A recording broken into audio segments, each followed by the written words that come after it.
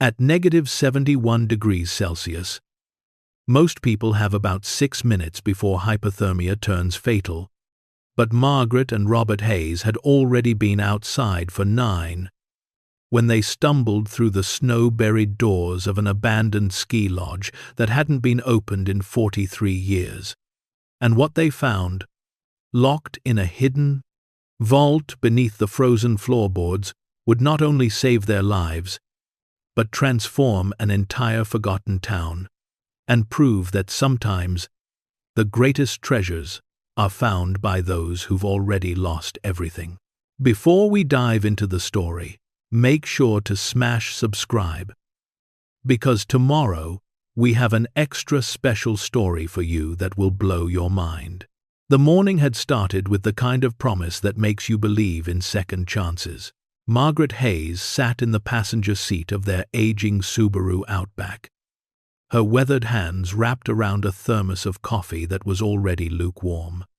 At 68 years old, she still marveled at natural beauty the way she had as a young teacher, showing geology slides to restless 7th graders 30 years ago.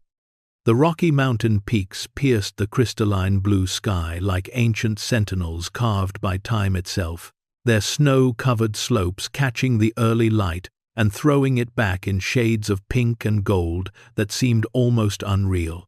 Beside her, Robert adjusted his wire-rimmed glasses, the same style he'd worn since 1979, though he'd gone through probably 15 pairs, and hummed along to a Johnny Cash song crackling through the radio. At 71, his hands were still steady on the wheel, weathered and spotted with age, marked by decades of gripping chalk and erasers, and now gripping this steering wheel as they drove toward a memory. His silver hair caught the morning sun, and Margaret noticed, not for the first time, how distinguished he'd become in his old age. She'd fallen in love with a lanky 23-year-old teaching assistant with shaggy brown hair and nervous energy. Now she loved a silver-haired man with calm eyes and steady hands. And somehow, he was both the same person and someone entirely different. 45 years, Margaret said softly, her breath fogging the cold window despite the heater running full blast. Can you believe it's been that long since we drove this same route? Robert reached over and squeezed her hand without taking his eyes off the winding mountain road. The gesture was so familiar, it felt like breathing. Like something their bodies did without conscious thought after 4.5 decades together. Best 45 years of my life, he said, and meant it. Even the hard ones. Especially the hard ones. Maybe. Margaret's throat tightened. They both knew what hard meant. It meant their daughter Sarah, diagnosed with leukemia at 14 and gone by 16. It meant the medical bills that had drained their savings and then kept draining, courtesy of treatments that hadn't worked and medications that had cost more than their monthly mortgage. It meant the house they'd bought in Boulder in 1985. The one where they'd raised Sarah, the one they'd planned to grow old in together, was now leveraged with a reverse mortgage just so they could afford groceries and utilities and the basic dignity of not being homeless in their 70s. But they didn't talk about that today. Today was about celebrating survival, about honoring the fact that despite everything, they still had each other. They were driving through the Colorado Rockies to commemorate their 45th wedding anniversary, retracing the route they'd taken on their honeymoon when gas was 35 cents a gallon, when Fleetwood Mac played on every radio station, and when the world had felt conquerable. Back then, they'd been young teachers with dreams stitched together by love and unshakable optimism, convinced they could change the world one classroom at a time. Now they were retired teachers with different dreams, the quieter kind that comes when you've survived enough winters to know that spring always returns, even when it doesn't feel possible. The road wound higher into the mountains, threading through dense pine forests, heavy with last week's snowfall. They'd left Denver that morning at dawn, planning to reach the small mountain town of Silver Ridge by early evening. Margaret had packed sandwiches like she always did. Turkey and Swiss on whole wheat, cut diagonally because Robert insisted they tasted better that way, along with thermoses of coffee and hot chocolate, a bag of pretzels, some apples, and the same red plaid wool blanket they'd used on their honeymoon. It was threadbare now, patches of fabric worn so thin you could almost see through them, but Margaret refused to replace it. Some traditions were worth keeping, worth honoring, especially when so much else had been lost. "Remember when we got stuck behind that cattle drive?" Robert asked, his voice carrying that particular tone of nostalgia that comes with cherished memories. "Must have been 200 cows, just ambling down the middle of the highway. We sat there for an hour." Margaret laughed, a sound that came easier these days than it had in the dark years after Sarah's death. "And you were so impatient. You kept saying we'd miss our reservation at that restaurant. What was it called?" "The Silver Spoon," Robert said. "And we did miss it. But we found that little diner instead, the one with the amazing pie. Cherry pie." Margaret remembered. "Best I've ever had. We should look for that place. See if it's still there." "Guard to Penn," Margaret remembered. They drove in comfortable silence for a while, the kind of silence that only comes after decades together, when you don't need to fill every moment with words. The radio played softly more Johnny Cash, then some Patsy Cline, then a weather report that Robert barely paid attention to. Something about a system moving in from the north. Unusually cold temperatures expected. Travelers advised to check conditions before heading into higher elevations. But the sky was so blue, so impossibly clear.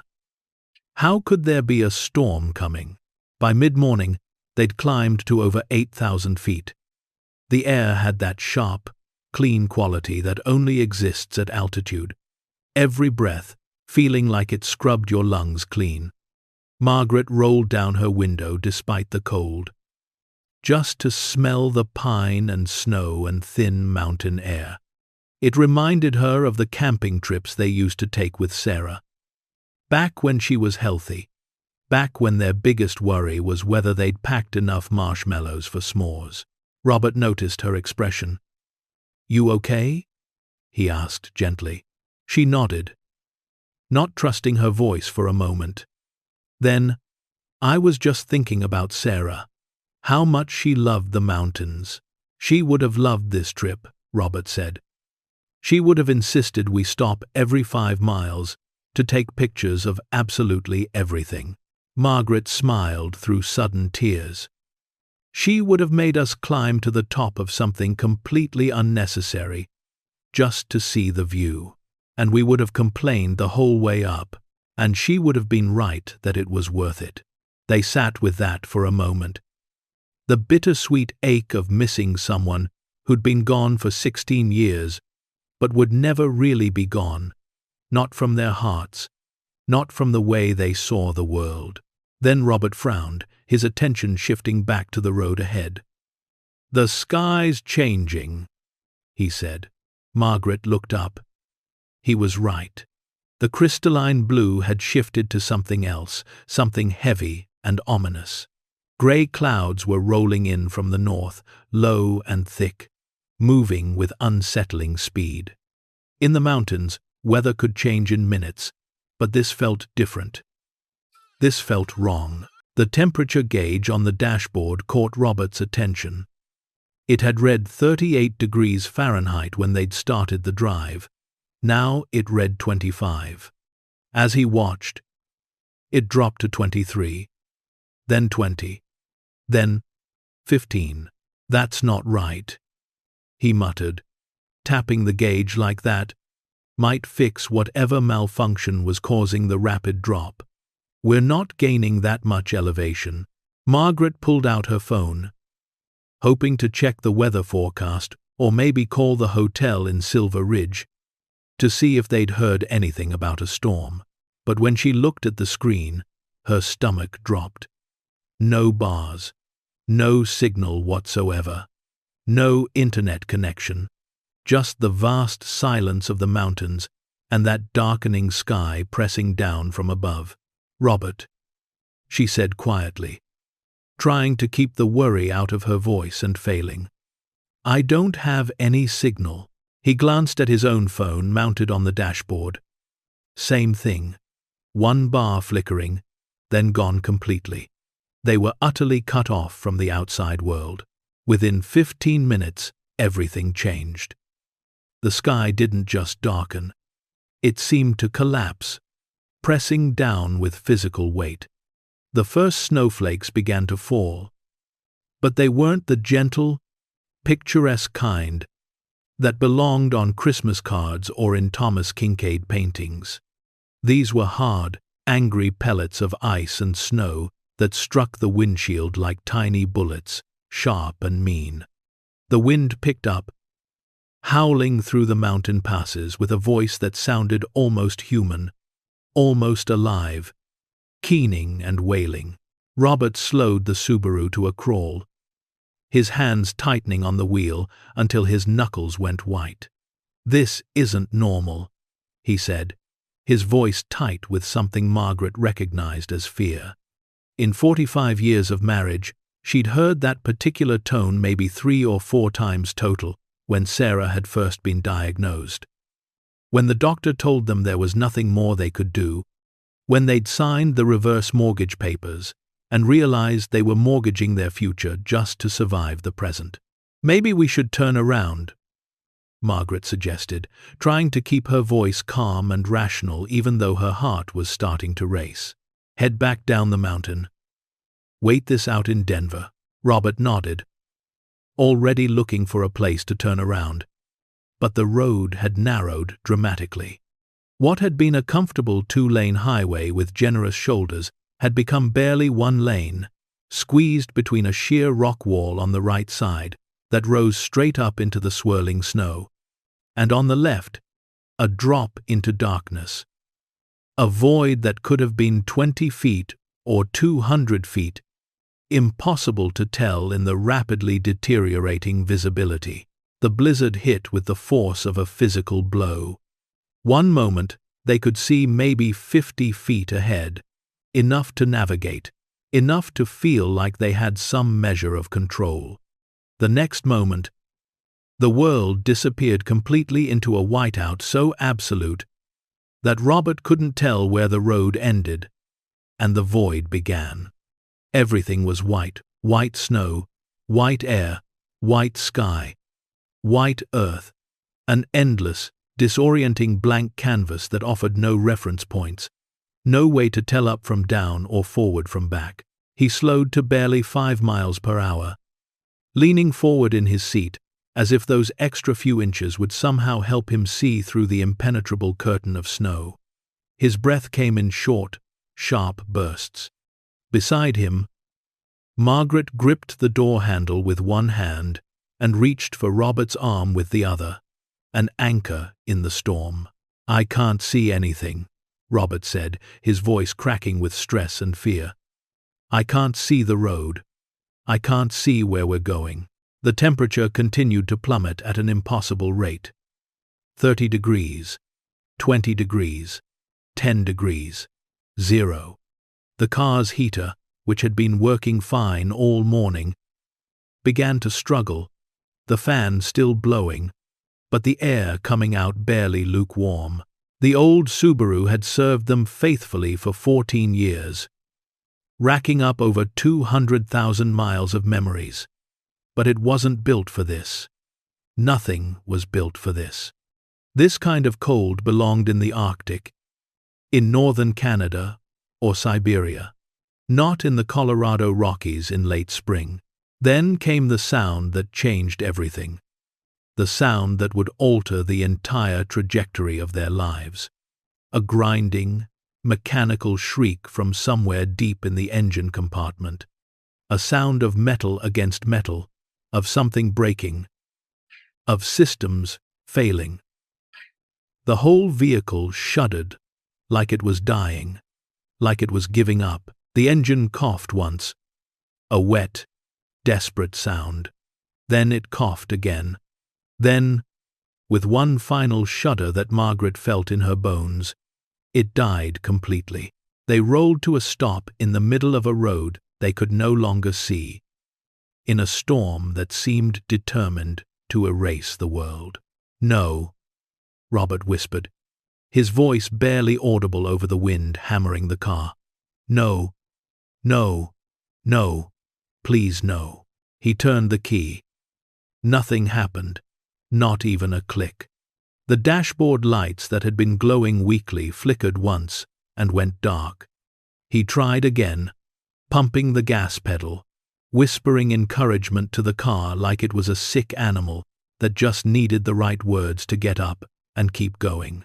But the Subaru was done, finished, dead. Margaret looked at the small thermometer she kept clipped to her sun visor, a gift from a former student who knew she liked to track weather patterns.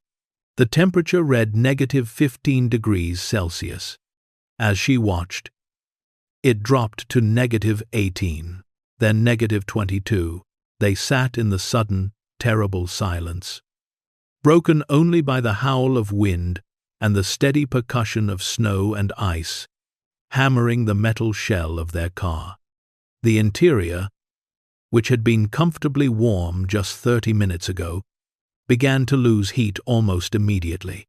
It happened faster than Margaret would have thought possible. She could already see their breath in visible clouds, could already feel the cold seeping through the windows and doors, like it was alive, like it had intention. Robert's teacher mind, trained by decades of calculating grades and managing time and solving problems, kicked into emergency mode. "We have maybe 15, 20 minutes before this car becomes a metal coffin," he said, his voice steadier now that he had a problem to solve, a plan to make. "The cold will get inside faster than we can stay warm. We need to move. We need to find shelter." Margaret looked out the window, or tried to. She couldn't see anything beyond a wall of swirling white. "We can't see 10 feet, Robert. We'll get lost. We'll walk off the edge of the road and fall. We'll freeze out there even faster than we'll freeze in here." "We'll freeze here too," Robert said, and his voice was gentle but absolutely firm, the same tone he'd used when explaining hard truths to students who didn't want to hear them. "At least out there, we have a chance. We might find something. An overhang in the rock, another car, a building. We have to try, Margaret. We have to." She knew he was right. Staying in the car meant a slow, certain death from hypothermia. Going into the storm meant a probably faster death. But at least they'd die trying. At least they'd die fighting. They prepared as best they could, layering on every piece of clothing they'd brought. Margaret wore 2 sweaters under her heavy winter coat, pulled on 2 pairs of socks, wrapped a scarf around her face until only her eyes showed. Robert did the same, then took that threadbare red plaid blanket from their honeymoon and wrapped it around his shoulders like a cape, tucking the edges into his coat. They looked at each other, bundled and desperate, and something unspoken passed between them, not goodbye, because saying goodbye would make this real and final, but an acknowledgement that they were facing this together, whatever came next. Together, like they'd faced everything else for 45 years. Robert reached for the door handle, then paused. He turned to Margaret, pulled down his scarf, and kissed her. It was quick, cold, desperate, perfect. "I love you," he said. "I love you too," she replied. "Always." He opened the driver's side door, and the wind nearly ripped it from his hands. It slammed against its hinges with a bang that sounded like a gunshot.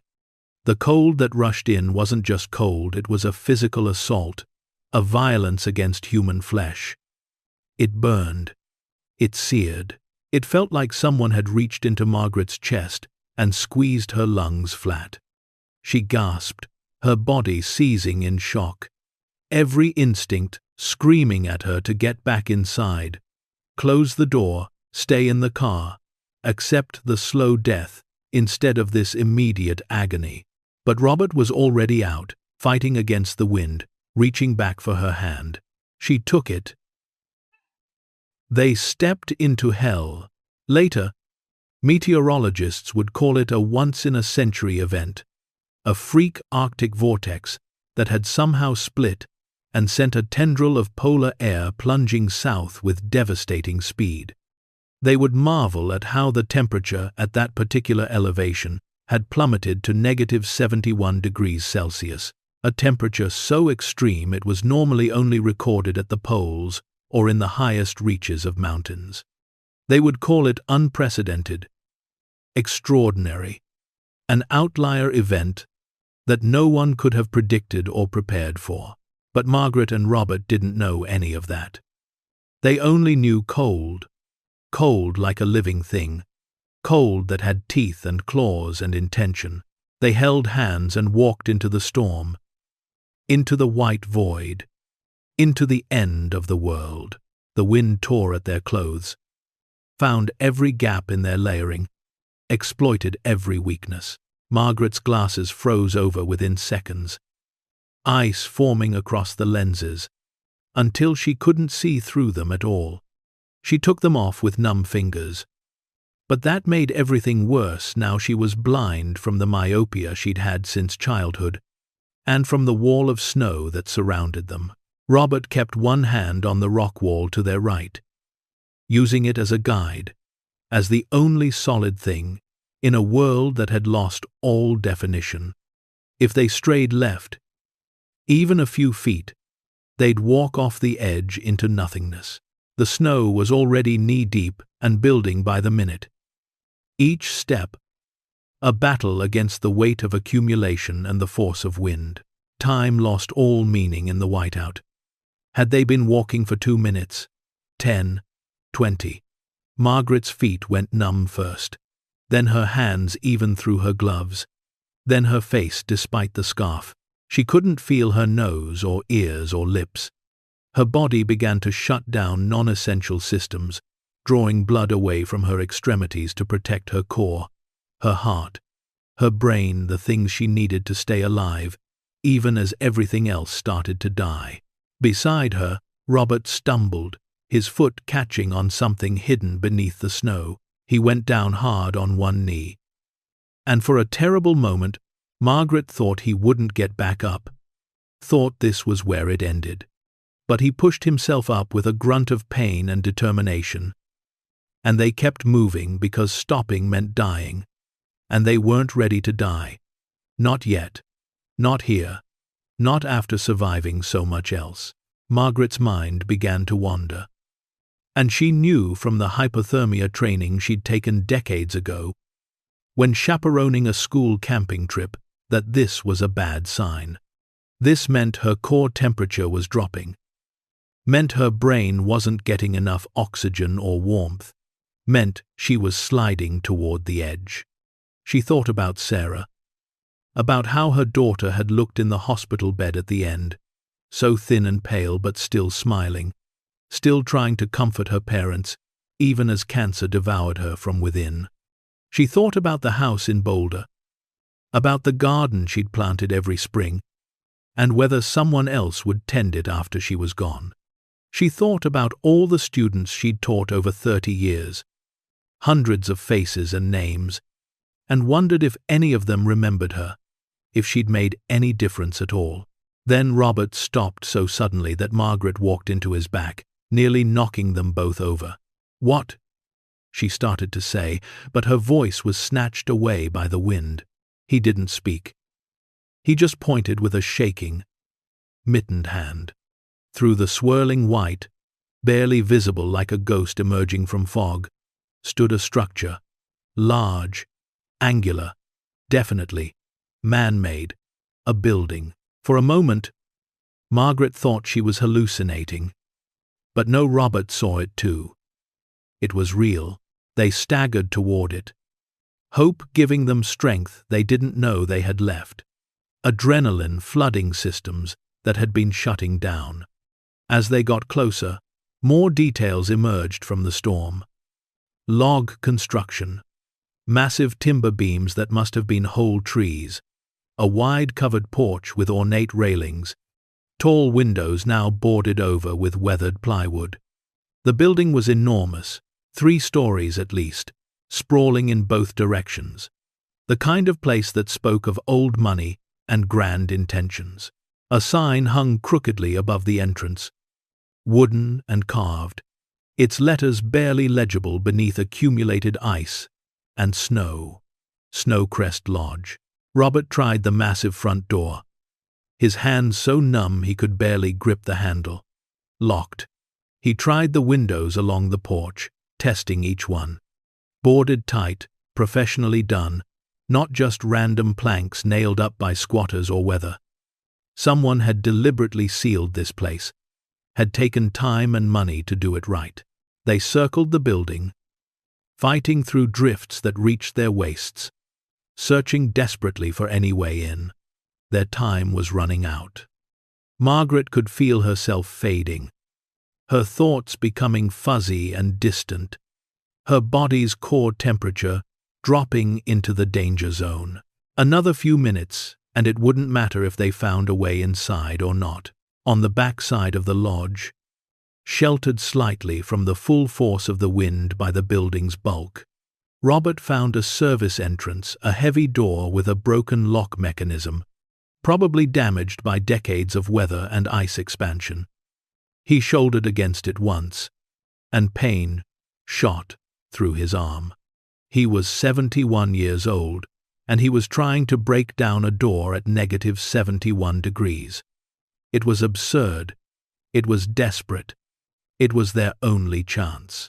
He hit it again, and Margaret joined him, both of them slamming their combined weight against frozen wood. On the third try, something gave a crack of ice, a snap of rotted wood, and the door burst inward, dumping them onto a floor they couldn't see in the complete darkness.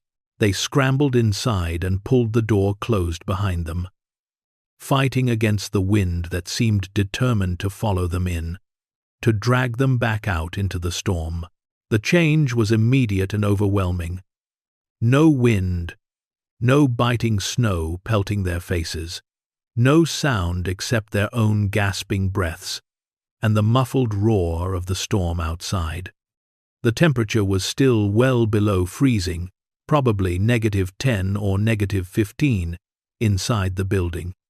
But compared to -71, it felt like salvation. It felt like they'd stumbled from hell into merely purgatory. They collapsed against the wall, too exhausted to move, too overwhelmed to speak. For long minutes, neither could do anything but sit in the darkness and listen to their hearts pound, feeling their bodies scream with the agony of returning circulation, of blood being forced back into extremities that had been dying, of nerve endings waking up to report damage. Finally, Robert fumbled in his pocket with shaking hands. His fingers were so numb he could barely grip anything, but somehow he managed to pull out his phone. Miraculously, it still had battery 63%. He turned on the flashlight function, and the LED beam cut through the absolute darkness. They were in what looked like a mudroom or service entrance. Old coats hung on hooks along one wall, stiff with age and cold, frozen in the positions they'd been left decades ago. Work boots lined another wall, covered in dust that had turned to frost in the cold. A wooden bench sat beneath the coat hooks, its surface clean of dust in places where people had once sat to remove their boots. Beyond the mudroom, a doorway led deeper into the building, into darkness. "We need to get warmer," Robert said, his voice hoarse and shaking. We need to find a room we can seal off. Somewhere small where we can conserve body heat. Margaret nodded, her teeth chattering too hard to speak clearly. Interior room, she managed. No windows. They helped each other stand, muscles protesting, bodies still in shock. Robert led with the phone light, casting its beam ahead of them as they moved deeper into the Snowcrest Lodge. They passed through what looked like an industrial kitchen, commercial grade, with massive stoves and prep stations covered in decades of dust. Then into a huge dining hall, cavernous and empty, with long tables stacked against the walls, and chairs piled in the corners, like someone had been in the middle of rearranging furniture when they'd suddenly stopped and never come back. This place has been abandoned for decades, Margaret whispered, her voice echoing strangely in the huge, empty space. Their loss, Robert replied, trying for humor and almost succeeding. Our luck. They found what they were looking for off the main hall, a small office. Probably once used by a manager or administrator. It had no windows, just 4 walls. A door they could close, and furniture that was still mostly intact. A desk, 2 chairs, and most importantly, a large leather couch, pushed against one wall. Robert moved quickly despite his exhaustion, his teacher's mind clicking into problem-solving mode. He pushed the couch away from the wall to the center of the room, creating a smaller space that their body heat might actually be able to warm. He grabbed a dusty area rug from beneath the desk and laid it over the couch, adding insulation. Margaret pulled off her wet outer layers. They would just make her colder, as the moisture froze, and wrapped herself in every dry coat and blanket they could find in the office closet. They huddled together on the couch in the pitch darkness. Robert had turned off the phone to conserve battery, wrapped in musty blankets that smelled of age and abandonment, but provided crucial insulation. Margaret pressed against Robert's chest, listening to his heartbeat, that steady rhythm that had been her anchor, her compass, her home for 45 years. We're going to be okay, he whispered into her hair, his arms wrapped around her. The storm will pass. The cold will ease. Someone will find us. Or we'll find our way out. We're going to be okay. I know, she whispered back. But she didn't know. Not really. No one knew they were here. No one was looking for them. They'd told the hotel in Silver Ridge they'd arrive by evening, but when they didn't show up, would anyone think to search? And even if they did, would they look here, at an abandoned lodge that hadn't been on any map for 40 years? But saying these fears out loud would make them real, would give them power. So, instead, she just held Robert tighter and tried to believe his words. They drifted in and out of exhausted sleep as the hours passed, their bodies demanding rest even in the terrible cold.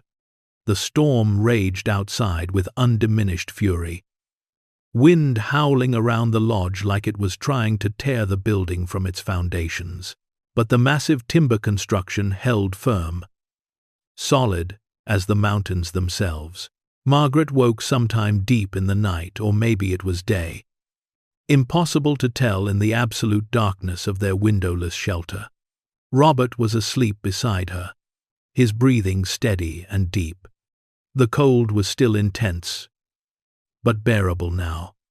They'd made it through the worst. They were alive. She lay in the darkness and felt something she couldn't quite name.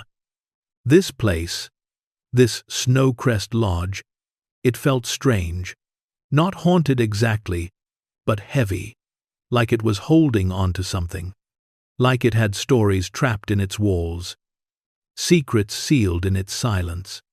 The lodge felt expectant, like it had been waiting for something or someone. Tomorrow, when light returned, they would explore more thoroughly. They would search for supplies, for a working radio, for any way to signal for help. They would figure out where they were and how to get home. But Margaret couldn't know yet, that this abandoned lodge was more than just shelter from a catastrophic storm. She didn't know about the hidden passage behind the library wall, or the vault sealed with a combination lock, or the $300 million worth of art and treasures waiting in climate-controlled darkness. She didn't know about Viktor Petrov, the man who'd built this place and filled it with beauty, and then sealed it away in grief. She didn't know that their desperate search for survival had led them to something that would change not just their lives, but an entire community. All she knew in that moment was that they'd survived, against impossible odds, through the kind of cold that should have killed them in minutes. They'd found shelter and each other, and the will to keep going. She closed her eyes and pressed closer to Robert, listening to the storm, and to his heartbeat, and to the strange silence of the lodge around them. Something in the building seemed to settle, as if it too was breathing easier. As if after 43 years of waiting, of keeping its secrets close, the Snowcrest Lodge had finally found the people it had been waiting for. The people who would unlock its mysteries and give its hidden treasures the life they deserved. But that discovery would come tomorrow, in the weak, gray light of morning, when 2 retired teachers would find a vault that would change everything. For now, they simply survived. And sometimes, survival is enough. Morning came slowly, reluctantly, the absolute darkness giving way to a gray half-light that filtered through cracks in the boarded windows, like smoke seeping through sealed doors. Margaret woke first, her body stiff and aching in places she didn't know could ache. Every muscle protested movement. Her joints felt like they'd been frozen and thawed and frozen again. But she was alive. Against every odd, every probability, every law of nature that said 2 elderly people shouldn't survive -71 degrees, she was alive. Beside her, Robert stirred and opened his eyes. For a moment, confusion flickered across his weathered face. Where were they? Why was it so cold? Why did everything hurt? Then memory flooded back like ice water. "We made it through the night," he said, and his voice carried both profound relief and lingering disbelief, as if he'd been expecting to wake up dead or not wake up at all. Margaret sat up slowly, carefully, testing each movement. "How's your phone?" she asked, her voice hoarse from the cold and from hours of not speaking. Robert fumbled for it with stiff fingers, pressed the power button. The screen lit up, showing 41% battery remaining and still no signal. Not a single bar. "We need to conserve this," he said. "It's our only light source." They stood, stamping their feet to restore circulation, swinging their arms, forcing blood to flow through systems that had spent the night barely functioning. The cold inside the lodge was still brutal. Margaret guessed maybe -20 degrees Celsius, but it was survivable. Their breath clouded the air with every exhale, hanging in visible puffs before dissipating. "We should explore," Margaret said, pulling her coat tighter around her thin frame. "See if there's anything we can use. Food, emergency supplies, maybe a working radio, or a landline phone. Old places like this sometimes have communication systems that work independently of cell towers." Robert nodded, his analytical mind already cataloging priorities. "And we need to understand where we are. This lodge is massive. Someone built it for a reason, probably spent millions. Places like this don't just get abandoned unless something significant happened." They ventured out of their small shelter office into the main lodge, and in the weak daylight filtering through gaps in the boarded windows, they could see the place more clearly. What they saw took their breath away. The Snowcrest Lodge hadn't just been a building. It had been a masterpiece. The main hall featured soaring ceilings that reached up 3 stories, with exposed timber beams that must have been cut from whole trees, massive Douglas firs or ponderosa pines, each one probably weighing several tons, fitted together with such precision that not a single gap showed between them. A massive stone fireplace dominated the eastern wall, and Margaret actually gasped when she saw it. The hearth was big enough for 4 people to stand inside comfortably.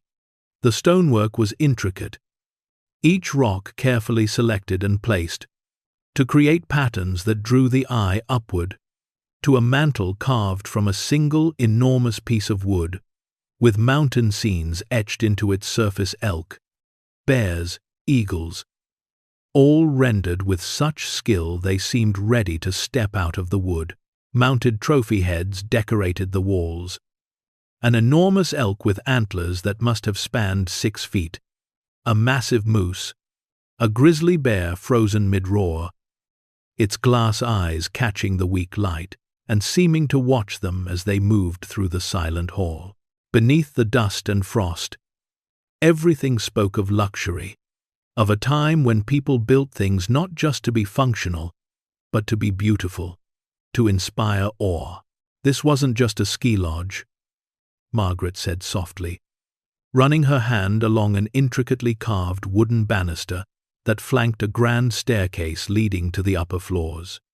The wood was smooth even under the frost, worn by thousands of hands that had gripped it over the years. This was luxury.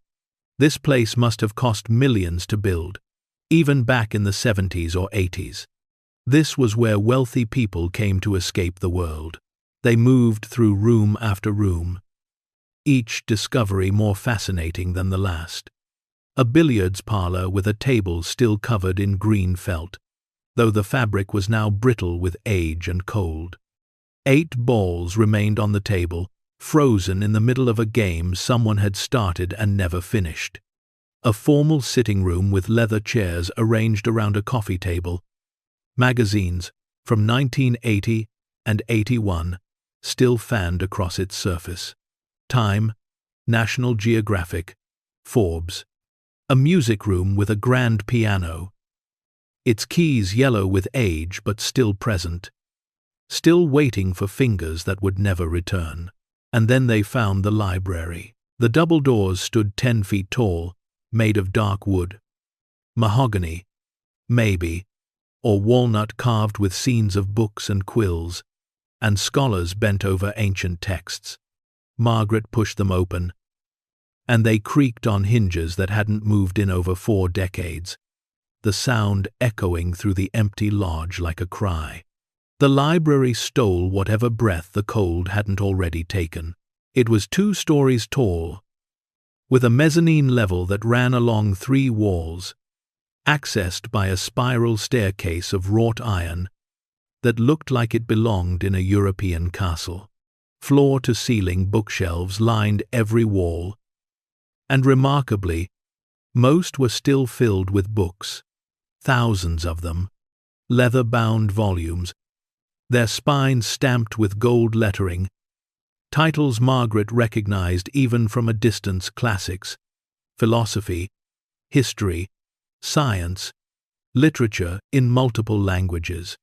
Someone had built not just a collection, but a comprehensive library, the kind that took decades and serious money to assemble. Robert approached one shelf carefully, pulled out a book with gloved hands. "First edition Hemingway," he said, his voice hushed with something like reverence. "The sun also rises.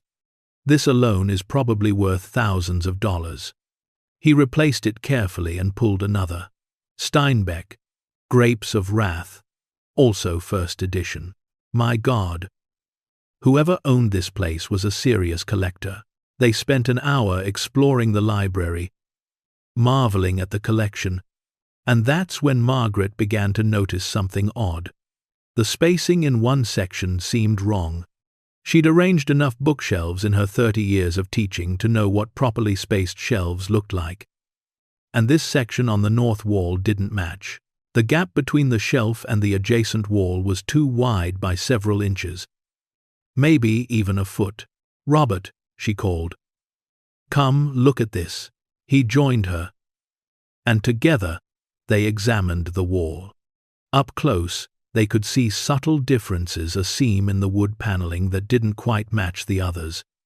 Hinges cleverly disguised as decorative metalwork, and when Robert pressed his ear against the wall and knocked gently, the sound that came back was hollow. "There's a space behind here," he said, his eyes widening. "This isn't just a wall. It's a door disguised as a wall." Margaret ran her hands along the shelf, looking for any kind of mechanism or release. She pulled books off one by one, checking behind them, and on the third book she tried a leather-bound copy of Moby Dick by Herman Melville. She felt something give. Not the book itself, but the space where the book had been. There was a button or lever hidden in the recess.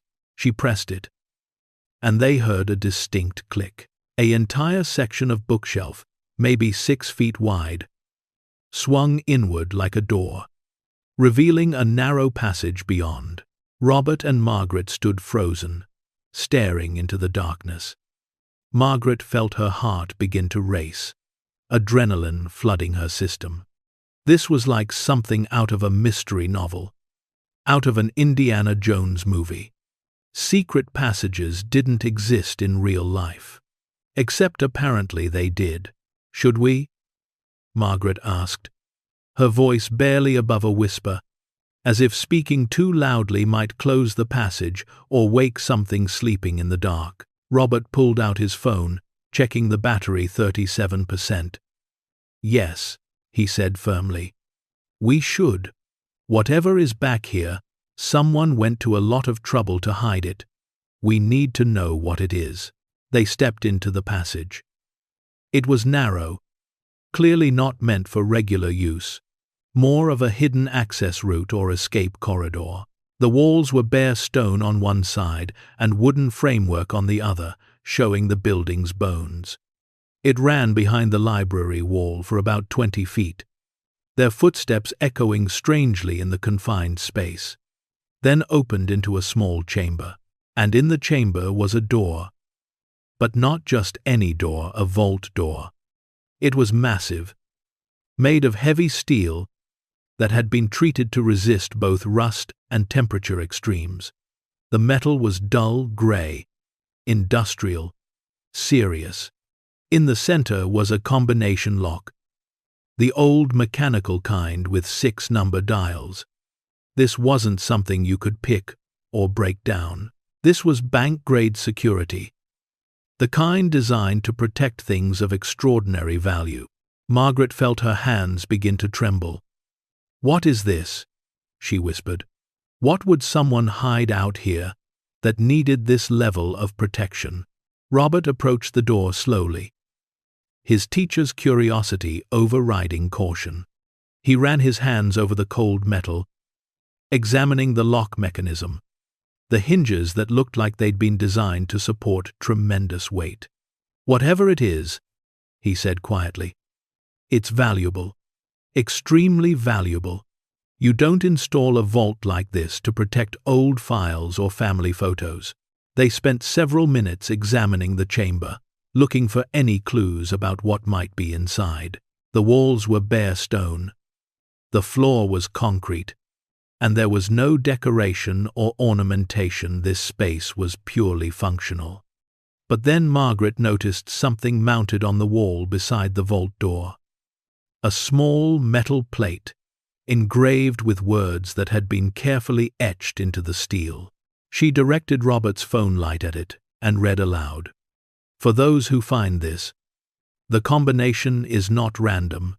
It is a date that mattered most, when innocence was lost, when everything changed. 197730. They stood in silence for a long moment, processing this. A date, written in a format that made sense. Month, day, year. 197730, January 9th, 1977.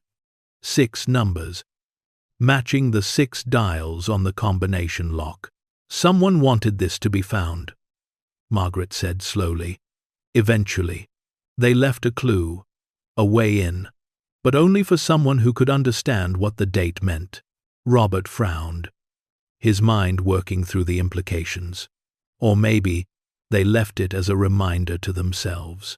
A date that mattered most when innocence was lost. That sounds like trauma, like something terrible happened on January 9th, 1977, something that changed whoever owned this place. Margaret thought about dates that had changed her own life. August 14th, 2008, the day Sarah died. That date was burned into her brain, into her heart, a scar that would never fully heal. She understood what it meant to have a date that divided your life into before and after. "Do we open it?" she asked quietly. Robert met her eyes. They'd been married long enough to communicate in glances, in small expressions. In his face, she saw the same mixture of fear and curiosity that she felt. Fear of what they might find, what responsibility might come with knowing, but also curiosity, the same curiosity that had driven them both into teaching, into spending their lives helping young people discover the world. "We're stranded in a blizzard with minimal supplies and no way to call for help," Robert said.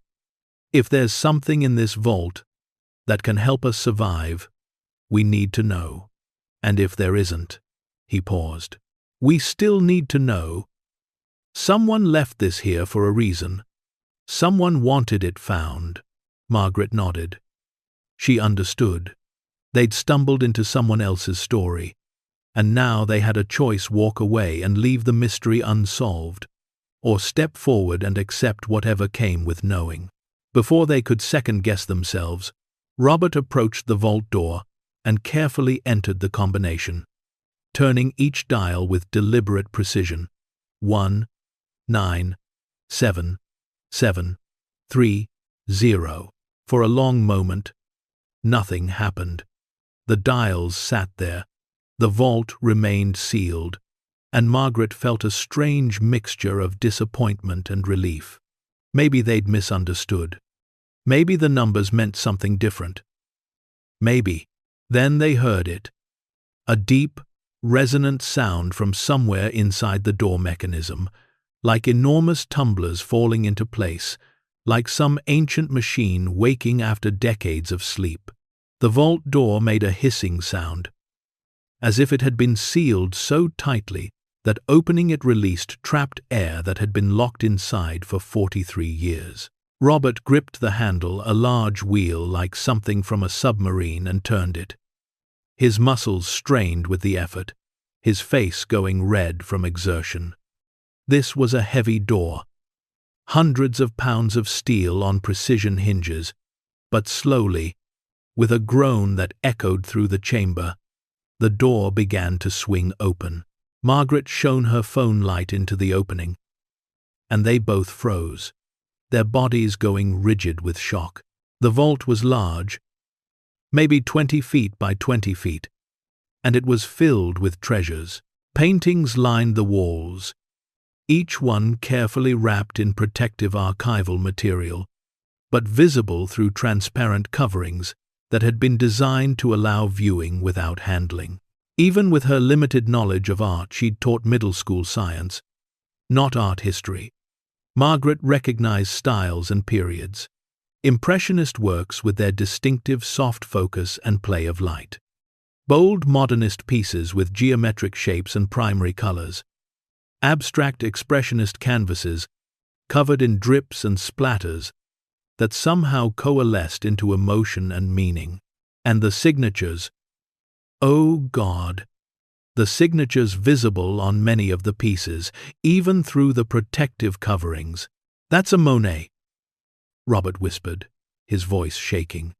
He pointed to a painting of water lilies, the colors still vibrant after all these years, the brushstrokes creating light and reflection and depth. That's an actual Claude Monet. I saw one like it at the Museum of Fine Arts in Boston. It was valued at over $20 million. Margaret moved deeper into the vault, her legs unsteady.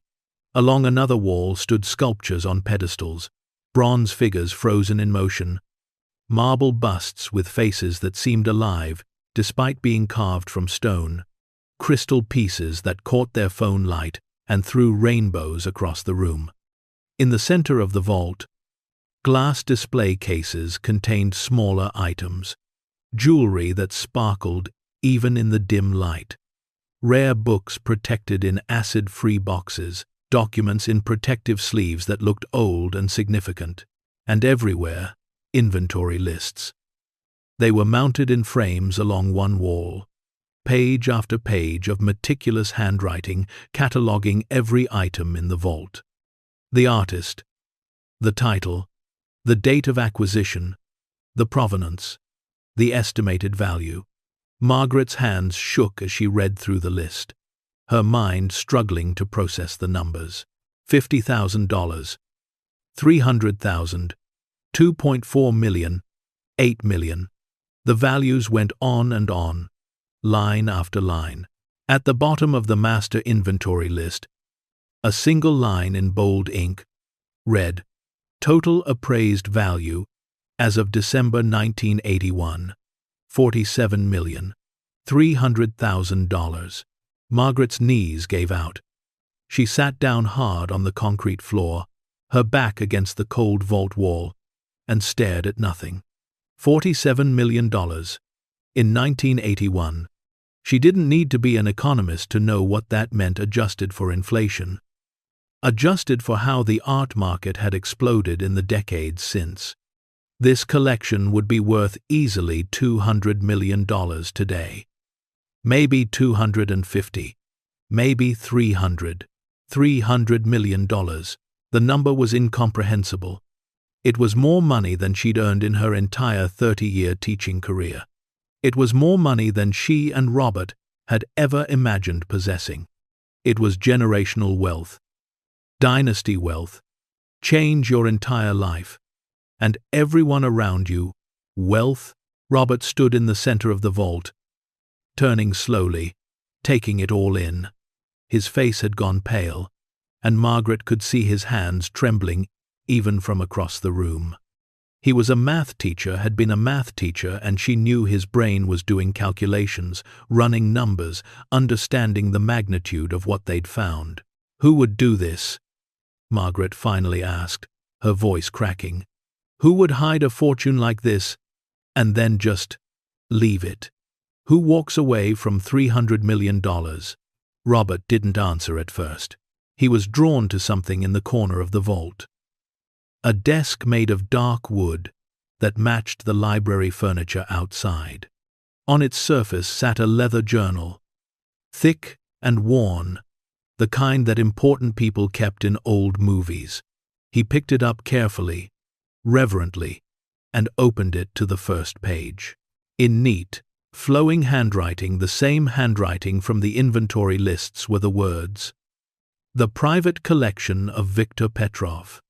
May these treasures find a better world than the one I am leaving behind." Viktor Petrov, Robert said slowly, testing the name on his tongue. I know that name. I remember reading about him years ago. Russian émigré. Came to America in the early 1960s. Made an absolute fortune in oil and real estate during the 70s boom. He was known for his art collection, for paying outrageous prices at auctions, but he disappeared from public life after the '81 market crash. People assumed he'd lost everything, gone bankrupt like so many others. But he didn't lose everything, Margaret said, looking around the vault. He kept the art. He hid it here. Robert began reading through the journal, turning pages carefully, his eyes scanning decades of entries. The journal chronicled Viktor's journey from immigrant to mogul, his obsessive collecting, His belief that surrounding himself with beauty could somehow make him worthy of the good fortune he'd stumbled into. The entries were thoughtful, philosophical, revealing a man who questioned his own success even as he achieved more of it. But then the tone changed. Entries from the mid-70s showed a man becoming increasingly isolated, increasingly focused on possessions rather than people. His marriage was deteriorating. His wife Elena complained he was never home, always at some auction or gallery opening. Their daughter Katya barely knew him, and then they reached the entry dated January 9, 1977. Robert's voice broke as he read it aloud. My daughter Katya died today. 8 years old. Pneumonia. The doctors say I could have saved her if I'd brought her in earlier. But I was in Paris, at an auction, bidding on a Cézanne she will never see. I flew home to find her already gone, her small body in a hospital bed, Elena sitting beside her with empty eyes that will never look at me the same way again. What have I done? What have I become? A man who chases paintings while his daughter suffocates. Elena will not speak to me. She packed a bag and left this morning. She said I chose art over family. And she's right. God help me. She's right. Robert had to stop reading. His voice had failed him, tears streaming down his face. Margaret stood and went to him, wrapping her arms around her husband, both of them crying in the cold vault, for a man they'd never met, and a little girl who died over 40 years ago. After several minutes, Robert continued reading, his voice barely above a whisper. I cannot look at this collection anymore. Every painting reminds me of what I've lost. Every sculpture is evidence of my shame. I am sealing it away in the lodge I built for my family but destroyed with my neglect. Perhaps one day, someone worthy will find it. Someone who understands what truly matters. Someone who can give these works the home they deserve in museums, in schools, in places where people can find joy in them, where children like my Katya could have visited and laughed and learned. Let my daughter's death mean something. Let this collection serve a purpose beyond feeding one man's vanity. Whoever finds this, you are its rightful guardian now. Do what I failed to do, share it with the world. The vault fell silent except for the distant sound of wind still battering the lodge.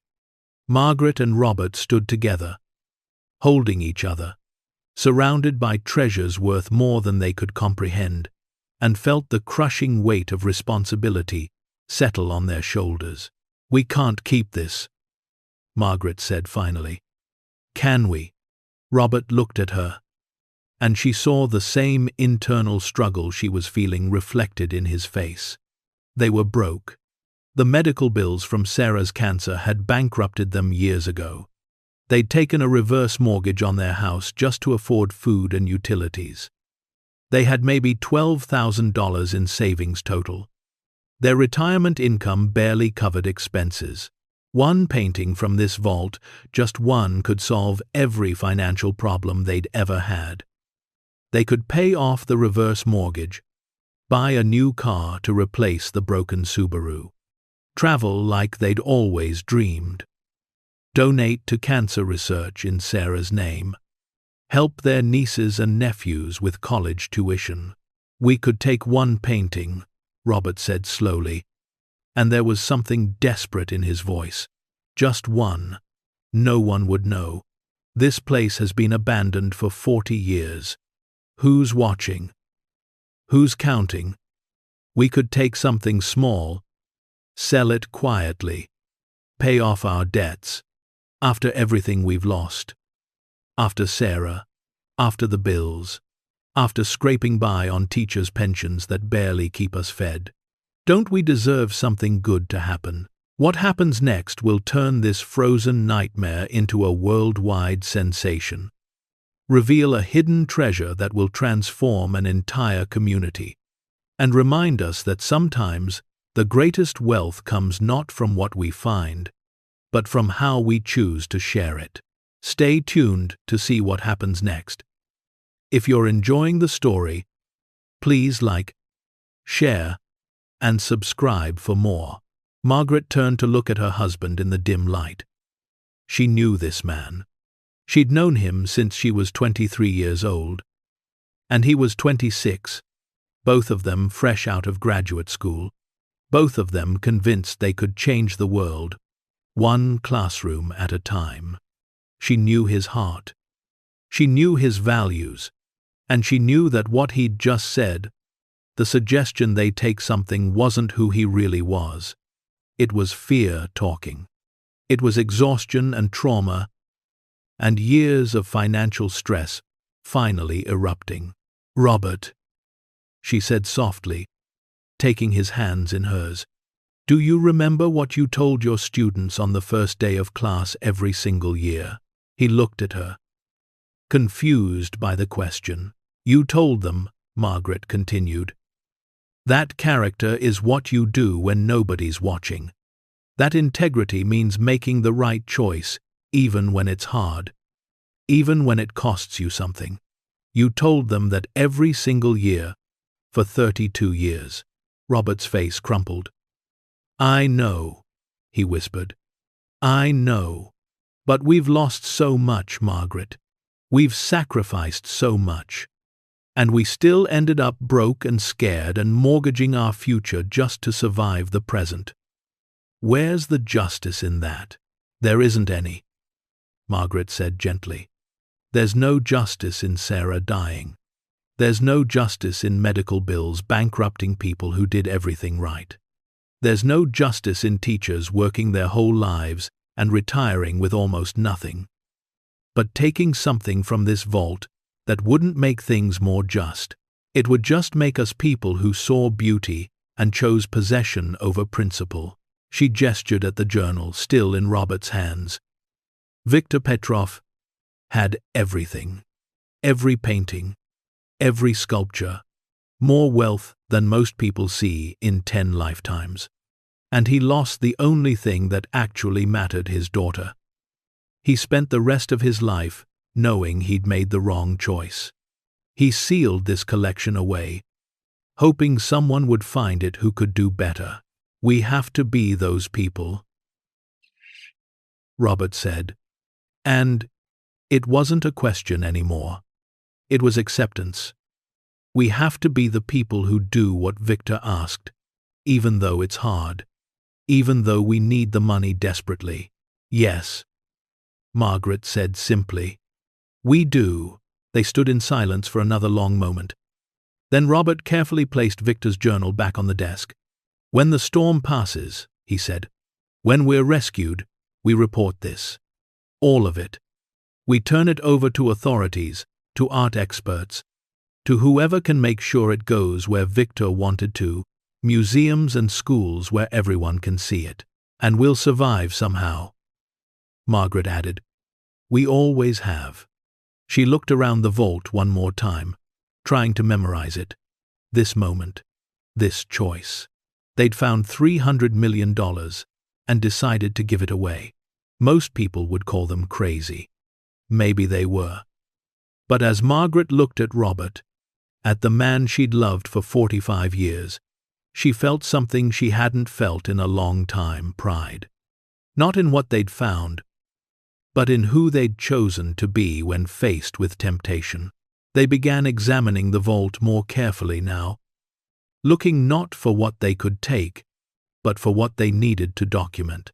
Robert used his phone battery, now down to 28%, to take pictures of everything. The paintings, the sculptures, the inventory lists, the journal entries, evidence that this was real, that they'd actually found it, that they weren't hallucinating from hypothermia or making up impossible stories. As they worked, Margaret found herself drawn to one painting in particular, a portrait of a young girl, maybe 7 or 8 years old, with dark curls and bright eyes, and a smile that seemed to light up the canvas. The nameplate beside it read, Katya Petrov, age 7, commissioned portrait by J. Singer, 1975. He kept her here, Margaret whispered, touching the protective covering gently. In the vault, with all his treasures. Maybe that's what this really was, not just a collection, but a memorial, a father's shrine to the daughter he'd failed. Robert joined her, and they stood together, looking at Katya's young face frozen forever, in paint and canvas. She looks like Sarah, he said quietly. Same age, same smile, same joy. And there it was, the real reason they couldn't take anything, couldn't profit from Victor's tragedy. Because they understood it. They'd lived it. They knew what it meant to lose a child, to carry that grief, to wish desperately that you could go back and make different choices. We're going to honor them both, Margaret said firmly. Victor and Katya, Sarah, everyone who's been lost. We're going to make sure this collection does exactly what Victor wanted. Brings joy and learning and beauty to people who need it. They closed the vault door carefully, spinning the combination lock to secure it again. Whatever came next, whatever legal battles or media circuses or complications awaited them, the art would be safe here until the proper authorities could retrieve it. As they made their way back through the secret passage and into the library, the storm outside began to show signs of weakening. The wind's howl had diminished to a dull roar. The light filtering through gaps in the boarded windows seemed slightly brighter. The storm is passing, Robert said, checking his phone. Batteries at 21%, but still no signal. But if the weather's clearing, rescue crews will start searching. We just need to hold on a little longer. They returned to their small shelter office, wrapped themselves in blankets and coats, and held each other close. They were exhausted, freezing, hungry, and facing an uncertain future. But they'd made a choice, the hardest choice, the right choice, and somehow that made everything else bearable. Margaret, Robert said softly. Yes, thank you. For what? For being the person who reminds me who I am. For being my compass when I lose my way. She kissed him gently. We remind each other, she said. That's what 45 years of marriage means. We keep each other honest. We keep each other good. Outside, the storm continued to fade. Soon, maybe tomorrow, maybe the next day, rescue would come. Their real lives would resume, with all their problems and debts and struggles. But they'd also have a story to tell, a secret to share, a fortune to give away. And in giving it away, they would discover something worth far more than $300 million. They would rediscover who they were, what they stood for, and what legacy they wanted to leave behind. Not as people who found treasure and kept it, but as people who found treasure and understood that the greatest riches can't be locked in vaults. They're carried in hearts. They're expressed through choices. They're measured not in dollars, but in integrity, in compassion, in the courage to do what's right, even when it costs you everything. Margaret and Robert Hayes had passed that test. And though they didn't know it yet, the world was about to notice. They spent the rest of that day in a strange limbo, caught between survival and discovery, between their immediate needs and the overwhelming weight of what they'd found. The storm continued to weaken throughout the afternoon, the howling wind gradually diminishing to occasional gusts, the whiteout conditions clearing enough that they could actually see shapes through the gaps in the boarded windows. Trees bending under snow, the outline of mountains emerging from the gray, but they were still stranded, still cold, still uncertain when rescue might come. Margaret and Robert rationed the few canned goods they'd found in the kitchen: beans, soup, peaches that tasted like metal, and sweetness and desperation. They ate slowly, mechanically, their minds elsewhere. The vault consumed their thoughts like a fever. Every time Margaret closed her eyes, she saw paintings worth millions, sculptures that belonged in the world's greatest museums, the face of a little girl named Katya, who died too young and too alone. "We need to talk about this," Robert said finally, breaking a silence that had stretched for over an hour. They were back in their shelter office, wrapped in blankets, his phone face down to conserve the remaining 17% of battery. "We need to actually discuss what we're going to do." Margaret pulled the blanket tighter around her shoulders. "I thought we decided. We report it.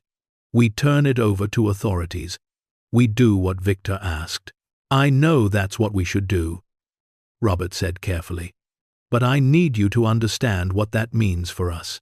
I need us to be honest about our situation before we make a final decision.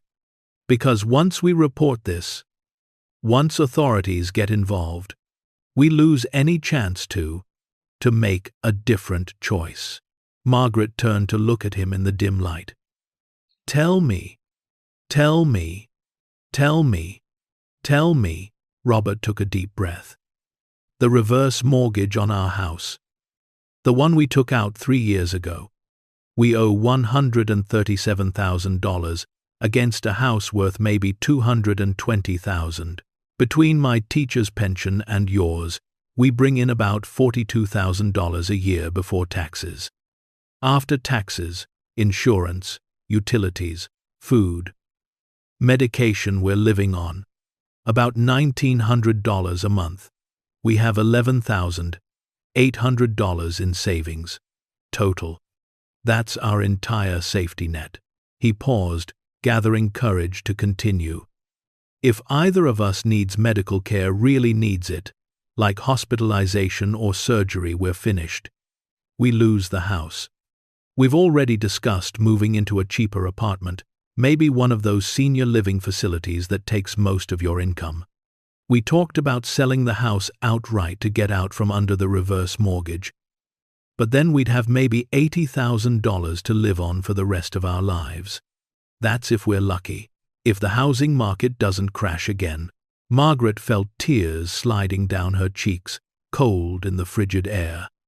She knew all this, of course, but hearing Robert say it out loud made it real in a way that day-to-day denial didn't. "Sarah's medical bills," Robert continued, his voice breaking. "We paid them. Every single one. We never declared bankruptcy.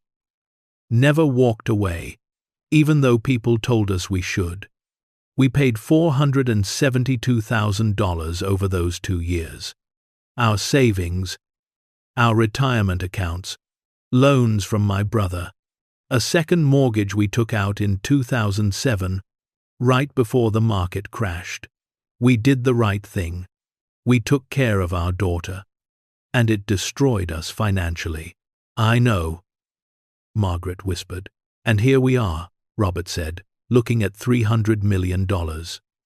"One painting, Margaret. We could take one small painting, something that wouldn't be immediately missed from a collection that's been hidden for 40 years.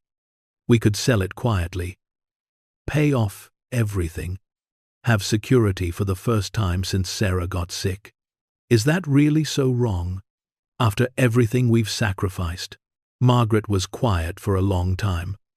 When she finally spoke, her voice was steady but soft. "Do you remember the night Sarah died?" Robert flinched. "Of course. Do you remember what she said to us? At the very end." He nodded, unable to speak. Margaret continued, "The memory as fresh as if it had happened yesterday instead of 16 years ago.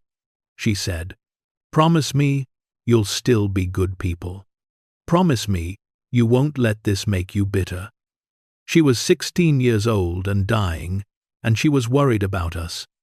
about who we'd become after she was gone. I remember. Robert managed.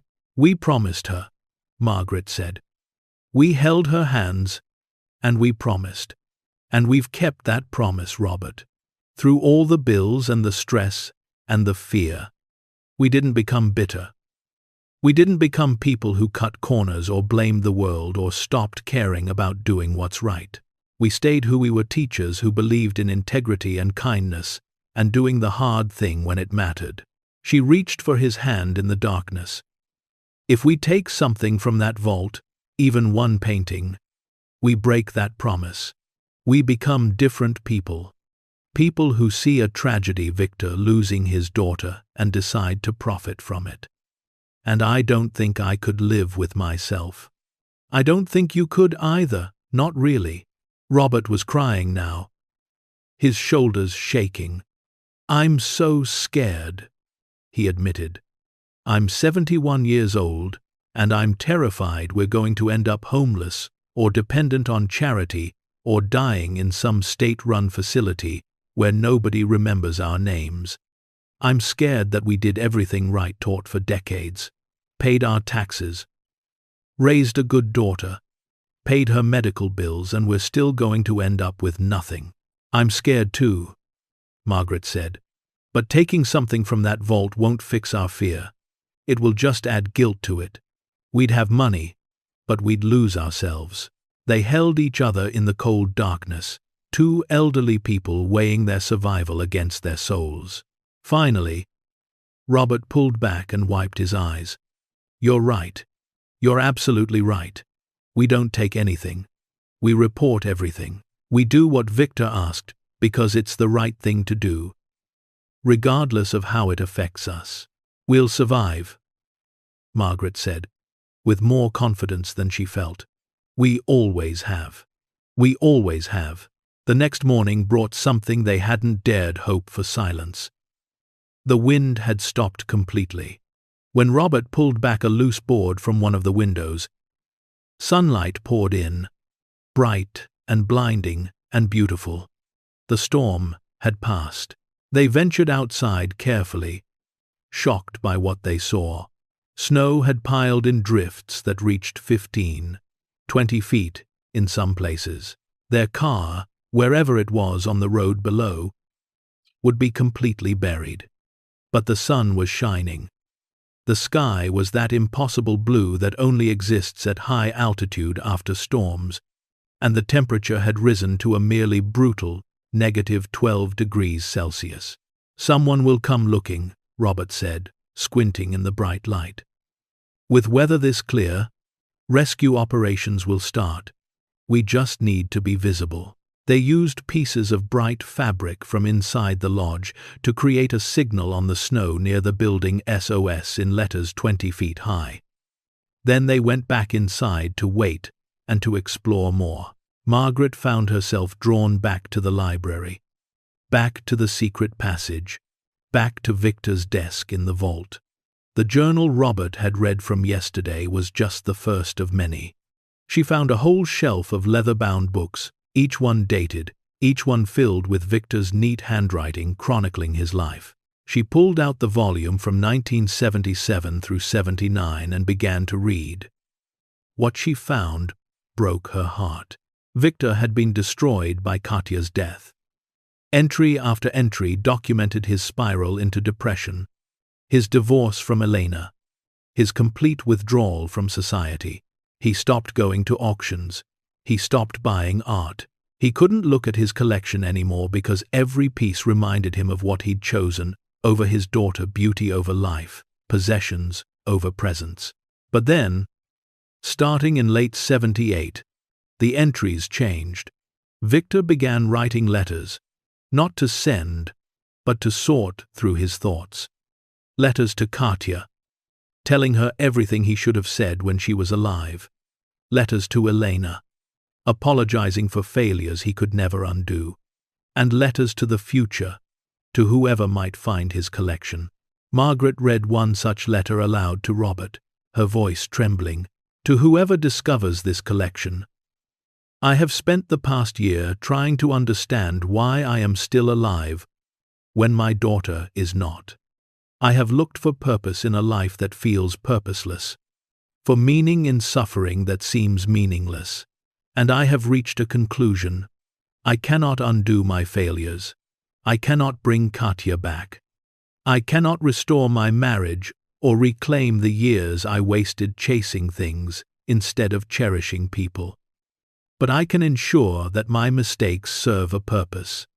This collection, these paintings and sculptures, and works of beauty, I prized above everything. They should belong to the world, not to one grieving, selfish man. They should hang in museums where children like Katya can see them. They should inspire students, comfort the grieving, bring joy to those who need it. I am sealing them here, in the lodge I built for my family and destroyed through neglect, with the hope that someone worthy will find them, someone who understands that beauty is meant to be shared, that art exists, not to be possessed, but to connect us, to remind us of our shared humanity. If you are reading this, you are that person. Please do what I failed to do. Give these treasures to the world. Let my daughter's death mean something. Let my life's mistake become something good. Margaret closed the journal, tears streaming down her face. He wanted this found, she said. He left the combination on the wall, left detailed letters explaining his wishes. He wasn't hiding a fortune from the world, he was preserving it for the world, waiting for the right people to discover it. Robert nodded slowly. We're those people, aren't we? Not because we're special or deserving, but because we understand. We lost a daughter too. We know what it means to fail the people you love most, even when you're trying your best. They spent the next hours reading more of Victor's journals, piecing together his story. He'd been born in Russia in 1929, escaped to America in 1958, with nothing but determination and intelligence. He'd worked oil rigs, invested wisely, built a fortune through a combination of skill and timing. He'd met Elena in 1964, married her in 65, had Katya in 68. By all accounts, they'd been happy at first, but success had corrupted something in Victor. The more wealth he accumulated, the more he felt he needed to justify it through acquisition. He began collecting art obsessively, convinced that surrounding himself with beauty made him worthy of his fortune. He missed Katya's first words because he was at an auction in New York. He missed her first day of school because he was viewing a private collection in London. He was physically present but emotionally absent, always thinking about the next acquisition. When Katya got sick in January of 1977, Elena had called him repeatedly, begging him to come home. But Victor had been in Paris, bidding on a Cézanne landscape, and he'd convinced himself that one more day wouldn't matter. By the time he arrived home, Katya was dead. The parallel to their own story hit Margaret like a physical blow. They hadn't been absent when Sarah was sick, they'd been there every moment, had sacrificed everything to be with her. But they'd still felt that crushing guilt, that sense of failure. If we'd caught it earlier, if we'd pushed for different treatments, if we'd done something differently, anything differently, would she still be alive? Grief makes us all feel like failures, Robert said quietly, reading over Margaret's shoulder. Even when we do everything right. Victor destroyed himself with guilt. But at the end, he tried to make it mean something. He tried to turn his failure into a gift for others. We need to honor that, Margaret said firmly. Not just by reporting the collection, but by making sure it does exactly what he wanted. We need to be advocates for his vision. Make sure these works end up in museums and schools, not sold off to private collectors. They made a pact there. in the cold vault, surrounded by treasures. When rescue came, they would tell Victor's full story. Not just, "We found valuable art," but "We found a father's legacy, a man's attempt at redemption, a gift meant for the world." The sound of engines reached them late that afternoon. At first, Margaret thought she was imagining it a low rumble that could have been distant thunder or her mind playing tricks. But then Robert heard it too, and they rushed to the front of the lodge. Through the gaps in the boarded windows, they could see vehicles moving on the road below. A massive orange snowplow cutting through the drifts, followed by a smaller four-wheel drive truck with emergency lights flashing. "They're searching for stranded people," Robert said. They burst out the back door into the blinding sunlight, waving their arms, shouting, jumping up and down despite exhaustion and cold. The SOS they'd created earlier was partially blown over by wind, but it was still visible enough. One of the rescuers spotted them and pointed, and the small convoy began making its way toward the lodge. Two men in heavy winter gear trudged through the snow toward them, carrying emergency supplies and equipment. The first one reached them and pulled down his face mask, revealing a weathered face creased with concern and relief. "Thank God," he said. "We've been searching for 2 days. Are you injured? Do you need immediate medical attention?" "We're okay," Margaret said, though her voice shook. "We found shelter in time. We're cold and hungry, but alive." "We found shelter in time," the second rescuer, younger but equally bundled, shook his head in amazement. "You survived -71 degrees. Do you have any idea how lucky you are? We found 3 other vehicles on this stretch. Nobody made it. You two are the only survivors we've found." The weight of that statement settled over them. They'd lived when others had died. Why? What made them special? Was it just random chance, or was there some purpose to their survival? As the rescuers helped them through the deep snow toward the warming truck, Robert turned back to look at the Snowcrest Lodge. It stood massive and dignified against the mountain backdrop. This building that had saved their lives and revealed its secrets to them. "Wait," Robert said. "Before we go, there's something we need to tell you. Something important. We found something inside the lodge." The older rescuer, who introduced himself as Dale Emerson from Silver Ridge Search and Rescue, raised his eyebrows. "Found something? Like supplies?" "No," Margaret said. "Like a $300 million art collection hidden in a vault." Dale's expression shifted from concern to confusion to disbelief in the span of 3 seconds. "I'm sorry. What?" Once they were in the warming truck, wrapped in emergency blankets with hot coffee in their hands, Margaret and Robert told the whole story. The broken-down car, the desperate search for shelter, finding the lodge, the secret passage, the vault, Viktor Petrov's journals, everything. Dale and his partner, a younger man named Jason, listened with expressions that moved from skepticism to shock to awe. As Robert showed them photos on his phone, images of paintings and sculptures, and inventory lists that seemed impossible. "This is real?" Jason asked, zooming in on a photo of the Monet. "This is actually in there." "It's real," Margaret confirmed. "Every piece documented, every item catalogued, and there's more journals explaining why Victor hid it all, letters about what he wanted done with the collection. He wanted it public, wanted it in museums and schools." Dale pulled out a satellite phone, the kind that worked independent of cell towers. "I need to make some calls," he said.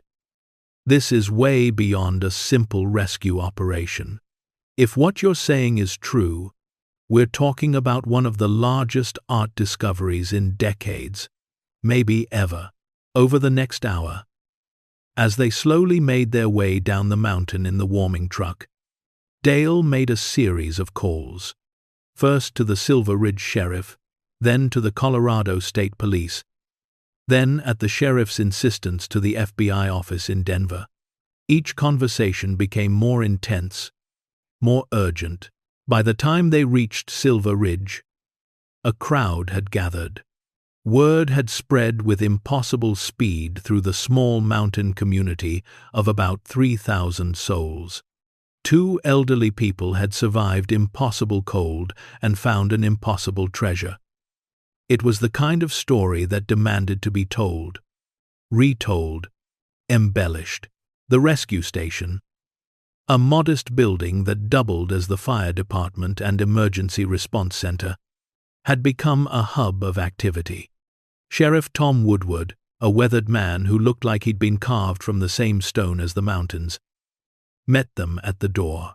"Mr. and Mrs. Hayes," he said, his voice carrying both relief and barely contained excitement. "We're very glad you're safe. A lot of people didn't make it through that storm. You're either extremely lucky or extremely tough. Maybe both." A young paramedic named Jessica checked their vitals, amazed that 2 people in their late 60s had survived with nothing more than mild frostbite on their fingers and toes. She cleaned and bandaged their hands while Sheriff Woodward pulled up a chair. "I need you to tell me everything," he said, "from the beginning. And I need to know, did you remove anything from the lodge? Anything at all?" "No," Robert said firmly. "We didn't take anything. We thought about it, I won't lie to you. We're broke and scared, and one painting could have changed our lives. But it wouldn't have been right." Victor Petrov left clear instructions about what he wanted done with that collection. It was never ours to take. The sheriff studied them for a long moment, his experienced eyes evaluating, judging. Then he nodded slowly. "You know you'd probably be entitled to a substantial finder's fee, right? Even if you don't keep any of the art. You'd likely receive compensation for the discovery. Could be millions of dollars." Margaret and Robert exchanged glances. They hadn't thought about that. They'd been so focused on doing the right thing with the collection itself that they hadn't considered what might come to them simply for finding it. "We don't want to profit from someone else's tragedy," Margaret said carefully. "But if there's a legal finder's fee, if that's standard practice, then yes, we'd accept it. We'd use it to pay off our debts, and probably donate most of the rest to causes that Victor would have supported: art education, scholarships for underprivileged students." The sheriff's expression softened. "You two are either saints or crazy," he said. "In my 30 years of law enforcement, I've never met anyone who found a fortune, and their first thought was giving it away. We're just teachers," Robert said with a slight smile. "We spent our lives trying to help kids understand the world and become good people. This seems like an extension of that. These artworks could educate and inspire millions of people. That's worth more than personal wealth." By evening, federal agents had arrived from Denver FBI Art Crime Division, working in coordination with Homeland Security's Cultural Property Unit. Margaret and Robert were interviewed separately. Their stories compared for inconsistencies. They were asked repeatedly if they'd taken anything, touched anything, moved anything. Each time, they told the same truth. They'd opened the vault, photographed the contents for documentation, read Victor's journals to understand his wishes, but hadn't removed a single item. The lead investigator, a woman named Special Agent Catherine Morris, who specialized in recovered art, seemed genuinely moved by their story. "In my 15 years doing this work," she said, "I've seen people kill over art worth far less than what you found. I've seen families destroyed, friendships ruined, lives wrecked. The fact that you two, with your financial situation, chose to report this rather than take something that's remarkable. That's the kind of integrity we rarely see. Word had leaked to the media, impossibly fast. By the next morning, news vans from Denver had arrived in Silver Ridge. Their satellite dishes pointed skyward, beaming the incredible story across the country and then the world. Elderly couple survives historic blizzard, discovers $300 million art treasure, became an international headline. Margaret and Robert found themselves thrust into an unwanted spotlight. Reporters camped outside the rescue station, shouting questions. Their photos, tired, frostbitten, wrapped in emergency blankets, appeared on every major news website and broadcast. They gave one press conference at the sheriff's request. Standing behind a podium in the Silver Ridge Community Center, squinting under bright camera lights. "How does it feel to find $300 million? A reporter shouted. "It feels like a tremendous responsibility," Margaret answered carefully. "This isn't our money or our collection. It belongs to Viktor Petrov's legacy and to the vision he had for sharing beauty with the world. Our job is just to make sure that vision is fulfilled. Will you keep any of it?" "No," Robert said firmly. Viktor left clear instructions in his journals. "This collection is meant for public institutions, museums, schools, places where everyone can experience great art regardless of their ability to pay. We're going to make sure that happens, but you could legally keep it." "Abandoned property laws. We're not interested in what we could legally do," Margaret interrupted. "We're interested in what we should morally do. There's a difference." The questions continued for another 20 minutes. Some reporters were respectful, moved by the story. Others were skeptical, suggesting that no one could really turn down that kind of money, implying there must be some hidden angle. The community reaction in Silver Ridge was mixed and complicated. Some residents were thrilled this discovery would put their dying town on the map, bring tourism, create jobs. The lodge could become a world-class museum, an attraction that might revive the local economy that had been withering since the ski industry moved to bigger resorts. But others were suspicious. Why would two outsiders get to decide what happened to a fortune found in their mountains? Some felt the art should belong to Colorado, to Silver Ridge itself. A few suggested Margaret and Robert were lying about Viktor's intentions, that they were secretly planning to profit somehow. One evening, about a week after their rescue, an elderly man approached them in the diner where they were staying. His face was lined with age and weather, his hands gnarled from decades of hard work. "I'm Martin Whitaker," he said. "My father helped build that lodge back in 75 and 76. Worked construction for 2 years on that project. He always said Viktor Petrov was a haunted man, always looking sad even when he was spending millions. When the project shut down suddenly in 81, my father never got his last paycheck. $6,000 he was owed. That might not sound like much now, but it was everything to us then." Margaret felt her stomach sink. "I'm so sorry. That's terrible." "I'm not telling you this to make you feel bad," Martin continued. "I'm telling you because I want you to know what you're doing. Making sure that art goes to public places. Making sure Viktor's wishes are honored that matters. My father used to say the saddest thing about rich people isn't that they have money. It's that they forget money is supposed to help people, not just buy things. You too, you remembered that. Thank you." He shook their hands and left, and Margaret had to excuse herself to cry in the bathroom. The authentication process took months. Teams of art experts descended on the Snowcrest Lodge, now guarded around the clock by state police. Each piece had to be examined, verified, catalogued. Provenance had to be traced where Victor had acquired each work, whether any had been stolen or illegally obtained.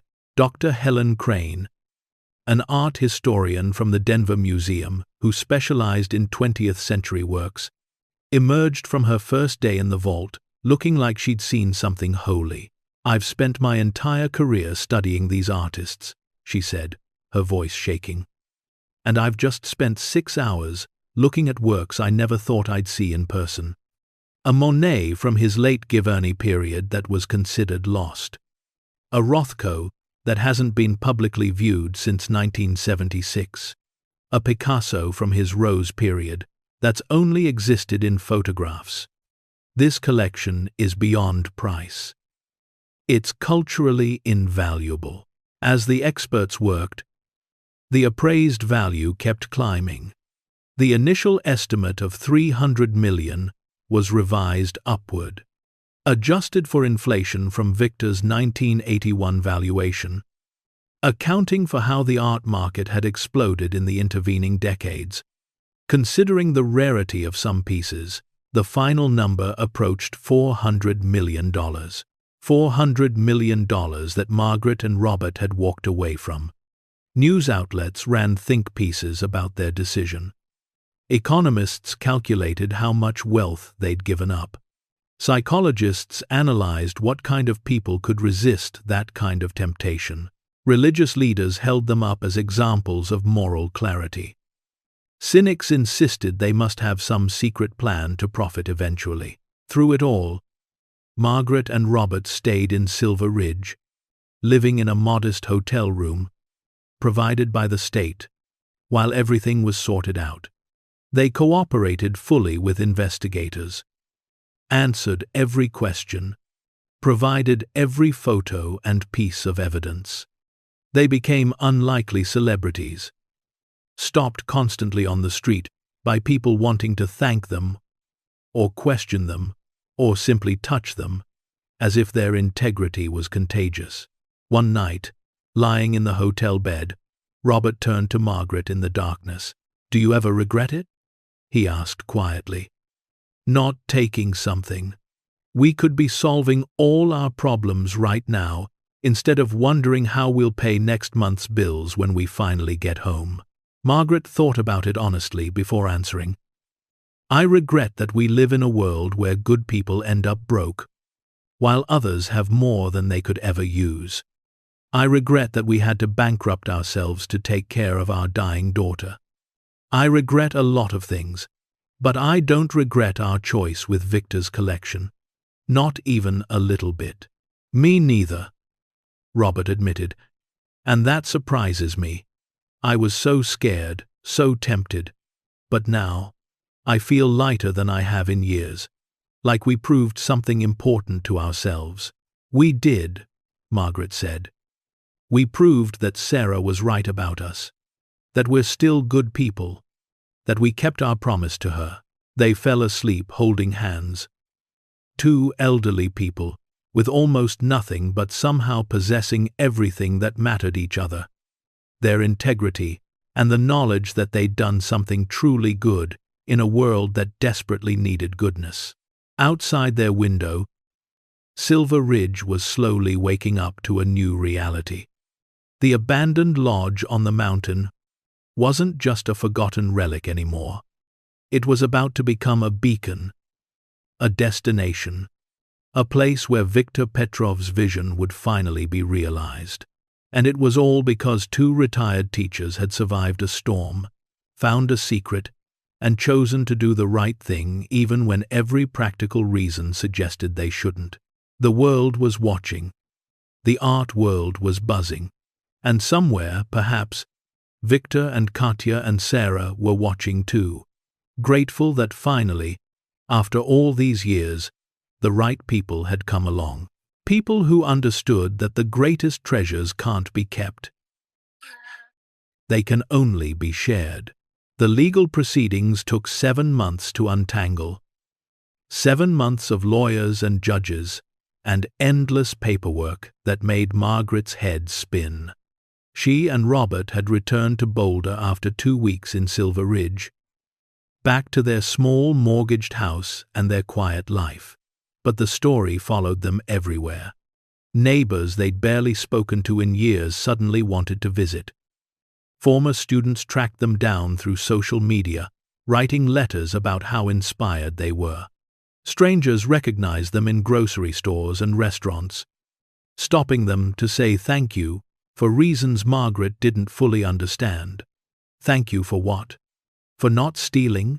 But through all the chaos and attention, one question dominated everything. Who legally owned Viktor Petrov's collection? The case was unprecedented. Viktor had no living heirs. His wife Elena had passed away in 1993, and Katya had been their only child. His estate had been declared defunct years ago, dissolved after creditors had claimed what little assets could be found. The Snowcrest Lodge itself existed in a bizarre legal grey area. The property taxes hadn't been paid in over 30 years, but no one had ever moved to foreclose because the building was considered worthless, abandoned, not worth the effort of seizing and selling. Enter Margaret and Robert Hayes, who'd stumbled upon the property during a life-threatening emergency and discovered treasures no one knew existed. Under Colorado's abandoned property laws, the legal situation was murky and complex. Multiple parties tried to claim interest. The state of Colorado argued the collection should belong to the public trust. Silver Ridge claimed local jurisdiction. Distant relatives of Viktor, who'd never known him, suddenly appeared with claims to inheritance, and even the Russian government briefly suggested the collection should be repatriated as cultural property of a Russian citizen. But the judge assigned to the case, a thoughtful woman named Justice Margaret Chen, who'd spent 40 years on the bench dealing with property disputes, cut through the noise with a preliminary ruling that shocked everyone. Viktor Petrov left clear written instructions about his intentions for this collection, she announced from the bench, reading from Viktor's journals that had been submitted as evidence. He explicitly stated that he wanted these works to be discovered and shared with the world through public institutions. He abandoned the property intentionally, with the hope that worthy individuals would find it and fulfill his vision. The Hayes couple discovered the collection, reported it immediately, refused to take any items despite obvious personal financial need, and have consistently advocated for Viktor Petrov's stated wishes to be honored. Justice Chen looked directly at Margaret and Robert, who sat in the courtroom holding hands, barely breathing. Under Colorado abandoned property statutes, she continued, the finders of abandoned property are legally entitled to possession unless a valid claim from the original owner or their heirs can be established. No such valid claim exists here. Therefore, my preliminary ruling is that Margaret and Robert Hayes are the legal custodians of the Petrov collection, with full authority to dispose of it as they see fit. The courtroom erupted. Reporters scrambled for their phones. Lawyers on all sides began shouting objections, but Justice Chen's gavel came down with authority. However, she added, and the room fell silent again, I strongly encourage the Hayes couple to consider Viktor Petrov's documented wishes and the cultural significance of this collection. While they have legal authority, they also have a moral responsibility to ensure these works serve the public good as intended.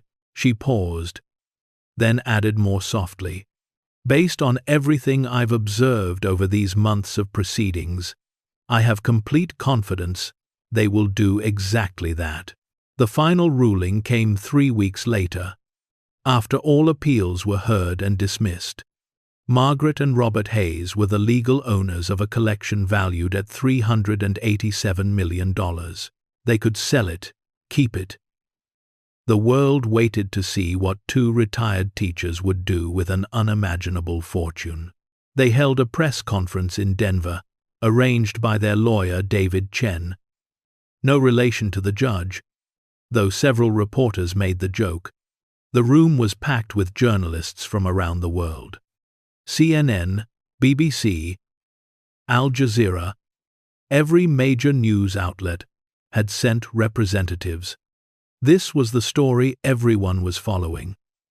A rare moment of genuine suspense in a media landscape usually dominated by predictable narratives. Margaret and Robert walked to the podium together, both dressed in their nicest clothes, outfits they'd worn to parent-teacher conferences and school board meetings. Nothing fancy, just neat and respectable.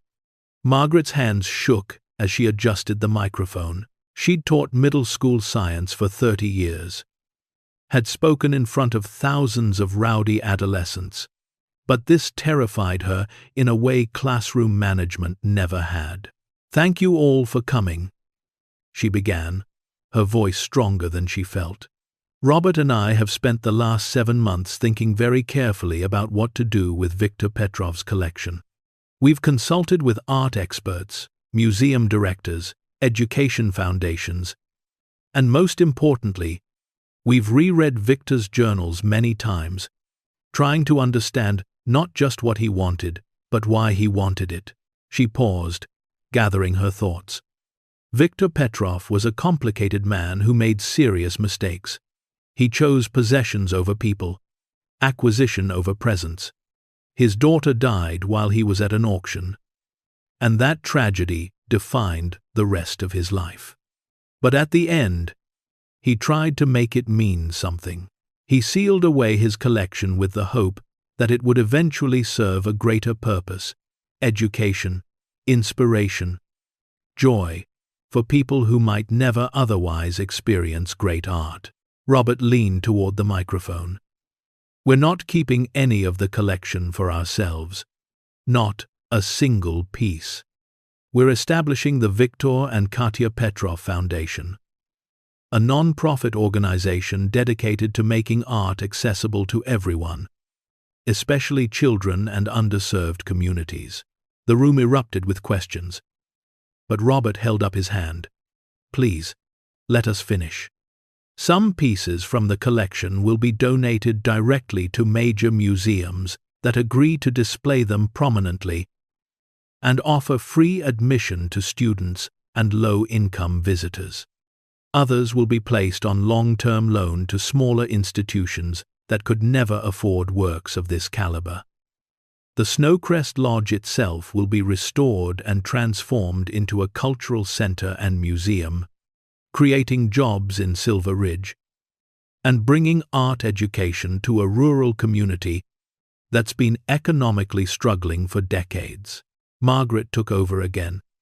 "We are accepting a finder's fee as allowed by law, 10% of the collection's appraised value. That's approximately $38 million. She heard gasps in the audience, but continued steadily. "From that amount, we'll pay our taxes, settle our debts, and put most of the rest into the foundation's endowment to ensure it can operate in perpetuity. We're also establishing the Sarah Hayes Memorial Scholarship Fund for students from low-income families who want to study art, art history, or education." Her voice broke on their daughter's name, and she had to pause to compose herself. Robert's arm went around her shoulders. "Our daughter Sarah died from cancer 16 years ago," Robert said, his voice rough with emotion. "The medical bills bankrupted us, but we never regretted paying them because we'd have done anything to save her. We couldn't. But maybe we can honor her memory by helping other young people pursue dreams she never got to fulfill." "Viktor lost his daughter because he wasn't paying attention to what mattered," Margaret added. "We lost ours, despite doing everything we could. Different circumstances, same unbearable grief. This foundation is for both of them, for Katya and for Sarah. For every child who deserves beauty and education and opportunity." The press conference continued for another hour, with Margaret and Robert fielding questions about their decision, their finances, their plans. Some reporters were moved to tears. Others remained skeptical, still searching for a hidden angle, a secret profit motive. But Margaret and Robert answered every question with the same consistent message. This wasn't about them. It was about honoring a father's attempt at redemption and ensuring his daughter's death meant something. The transformation of Silver Ridge began almost immediately.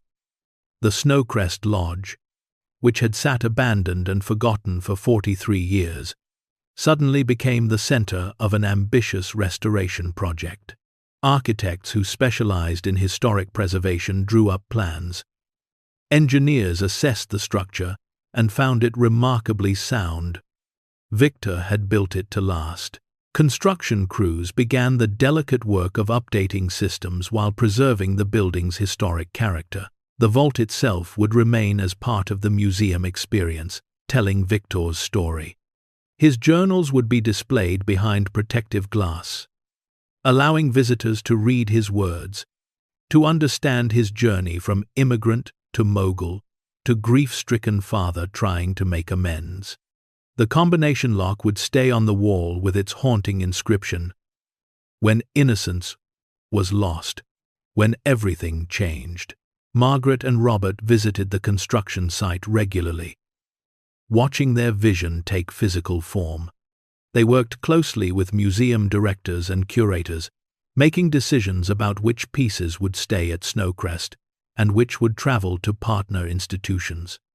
The Monet would stay. It would be the centerpiece of the permanent collection, the work that would draw visitors from around the world to a tiny mountain town in Colorado. The Picasso would go to the Denver Art Museum on long-term loan, with the agreement that it would return to Snowcrest for special exhibitions. The Rothko would go to a school in a low-income neighborhood in Los Angeles, where students who'd never set foot in a museum could see genuine greatness every day. Each decision was made carefully, thoughtfully, always asking the same question: what would serve Victor's vision? What would honor Katya's memory? What would help the most people? The community response in Silver Ridge evolved as people began to understand what was happening. Initial suspicion gave way to cautious optimism, then to genuine excitement. The construction project alone employed 80 local workers. The museum would need staff docents, security, maintenance, administration. The influx of tourists would support restaurants, hotels, gas stations, all the infrastructure that had been slowly dying as the town faded from relevance. Martin Whitaker, the man whose father had helped build the lodge and never got his final paycheck, approached Margaret and Robert at a town hall meeting. "I want to apologize," he said, his weathered face sincere.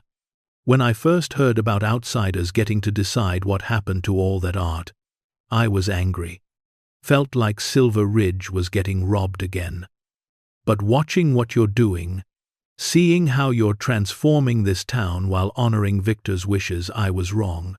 You're not taking from us. You're giving us a future. Your father helped build this place," Margaret said warmly. "He was part of creating something beautiful, even if he didn't get to see it realized. That matters. Maybe we could include that story in the museum. The workers who built it, the community it belonged to, the people who made it possible." Martin's eyes filled with tears. "He'd like that," he managed. "He'd really like that." The lodge opened to the public 2 years after Margaret and Robert had broken through its doors to escape a storm. The grand opening was scheduled for January 9th, the anniversary of Katya's death, the date that had been the vault combination, the day when everything changed.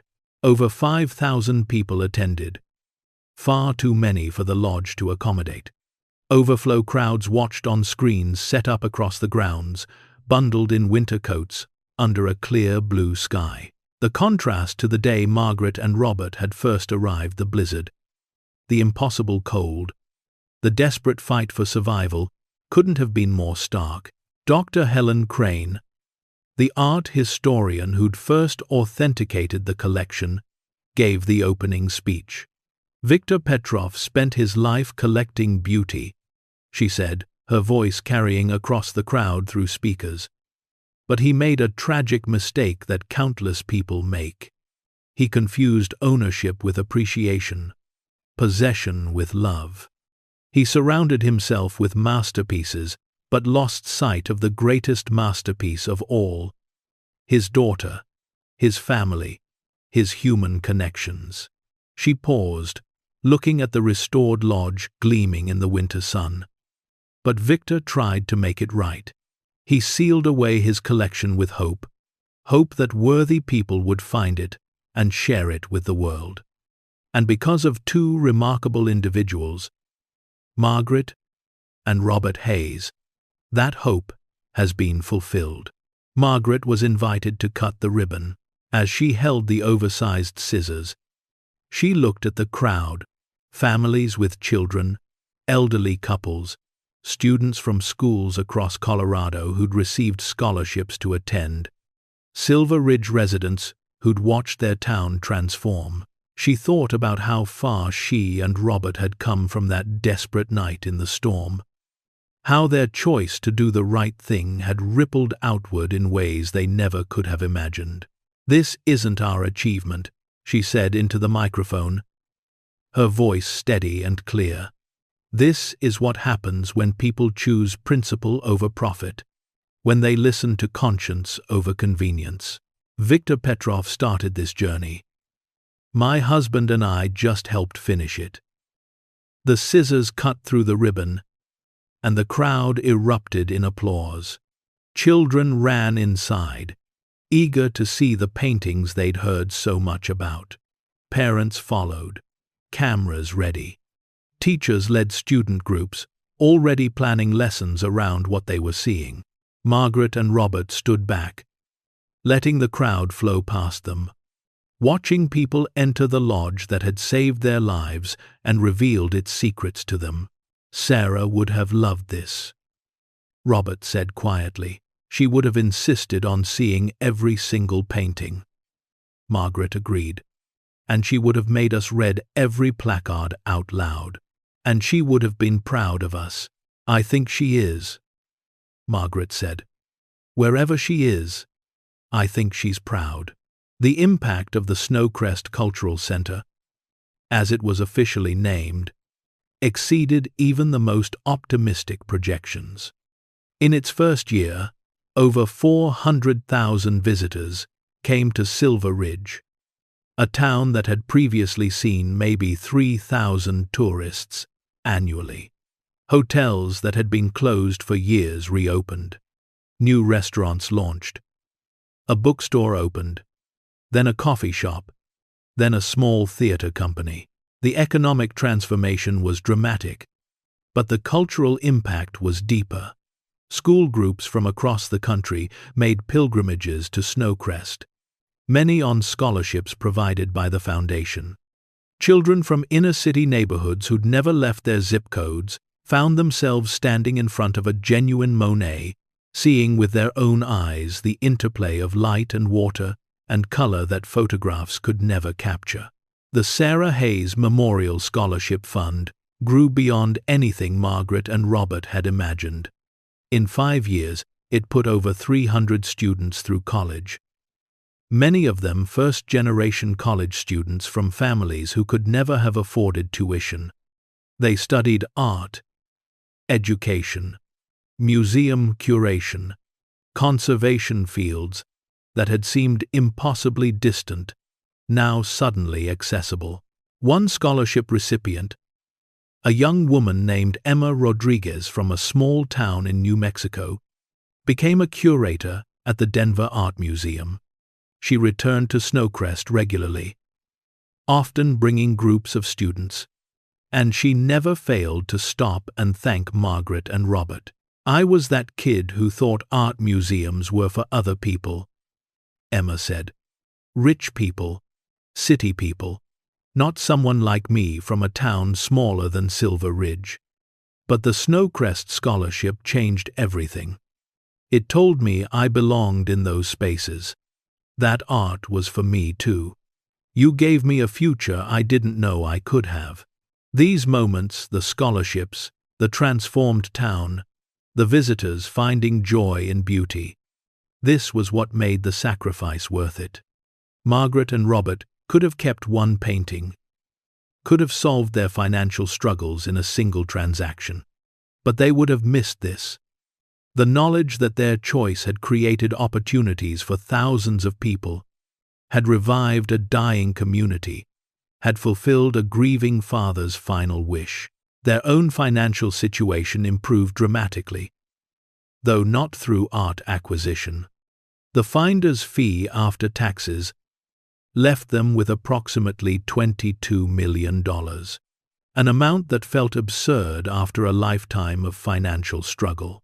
They paid off the reverse mortgage on their house immediately, a moment of such profound relief that Margaret actually cried signing the papers.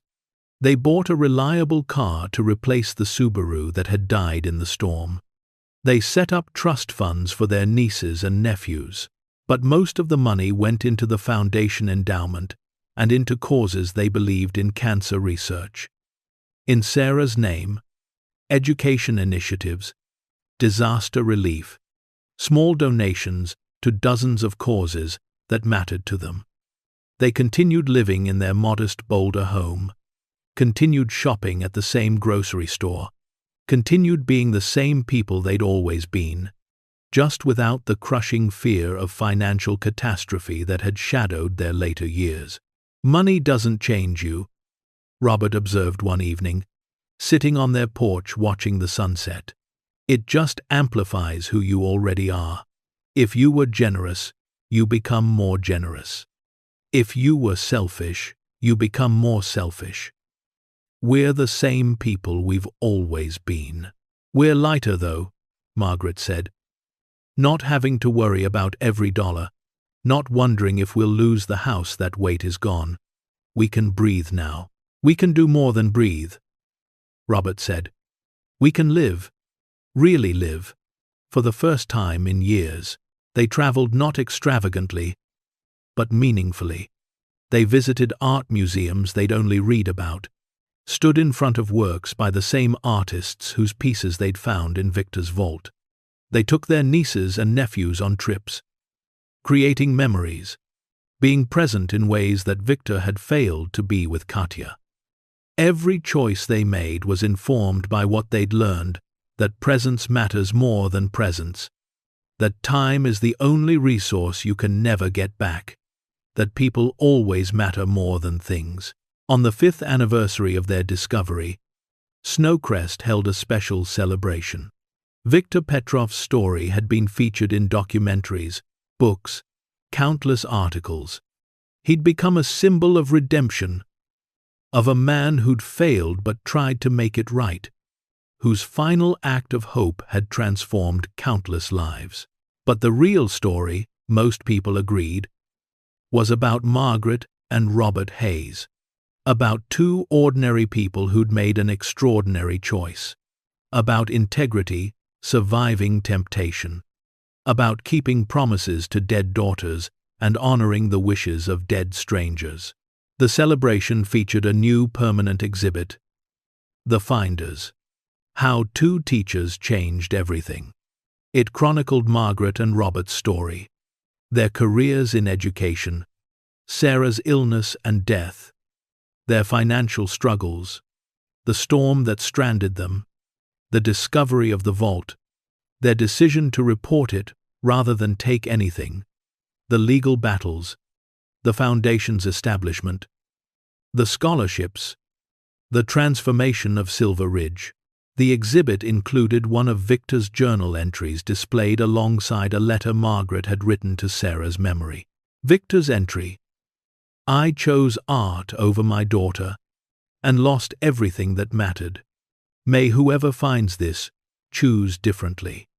May they understand that beauty is meant to be shared, that treasures are worthless if they isolate you from humanity." Margaret's letter: "Dear Sarah, We found something remarkable, not just art, but a chance to honor your memory and another father's regret. We gave away a fortune because you taught us that integrity matters more than comfort, that doing right matters more than doing well. Every scholarship given in your name, every child who sees beauty they thought wasn't for them, that's your legacy. You changed us, and through us, you're still changing the world. We miss you every day, but we see you in every student who gets a chance they wouldn't have had. Love always, Mom and Dad. Margaret cried when she saw them displayed together. These parallel stories of loss and legacy, of failure and redemption, of choosing what matters over what's easy. That evening, after the crowds had gone home and the sun was setting over the mountains, Margaret and Robert stood alone in the vault. It was empty now. All the art had been distributed to museums and institutions where it could serve Victor's vision. But the space itself remained as testament, as memory. Do you ever wonder why? Margaret asked. Why we survived that storm when others didn't? Why we found this place instead of someone else? Why us? Robert thought carefully before answering. I used to believe everything happened for a reason, back before Sarah got sick. Then, after she died, I couldn't believe in purpose anymore. It felt like meaningless suffering. But now, he trailed off, looking around the empty vault. Now I think maybe meaning isn't something that happens to you. It's something you create. We survived the storm that was random chance, luck, whatever you want to call it.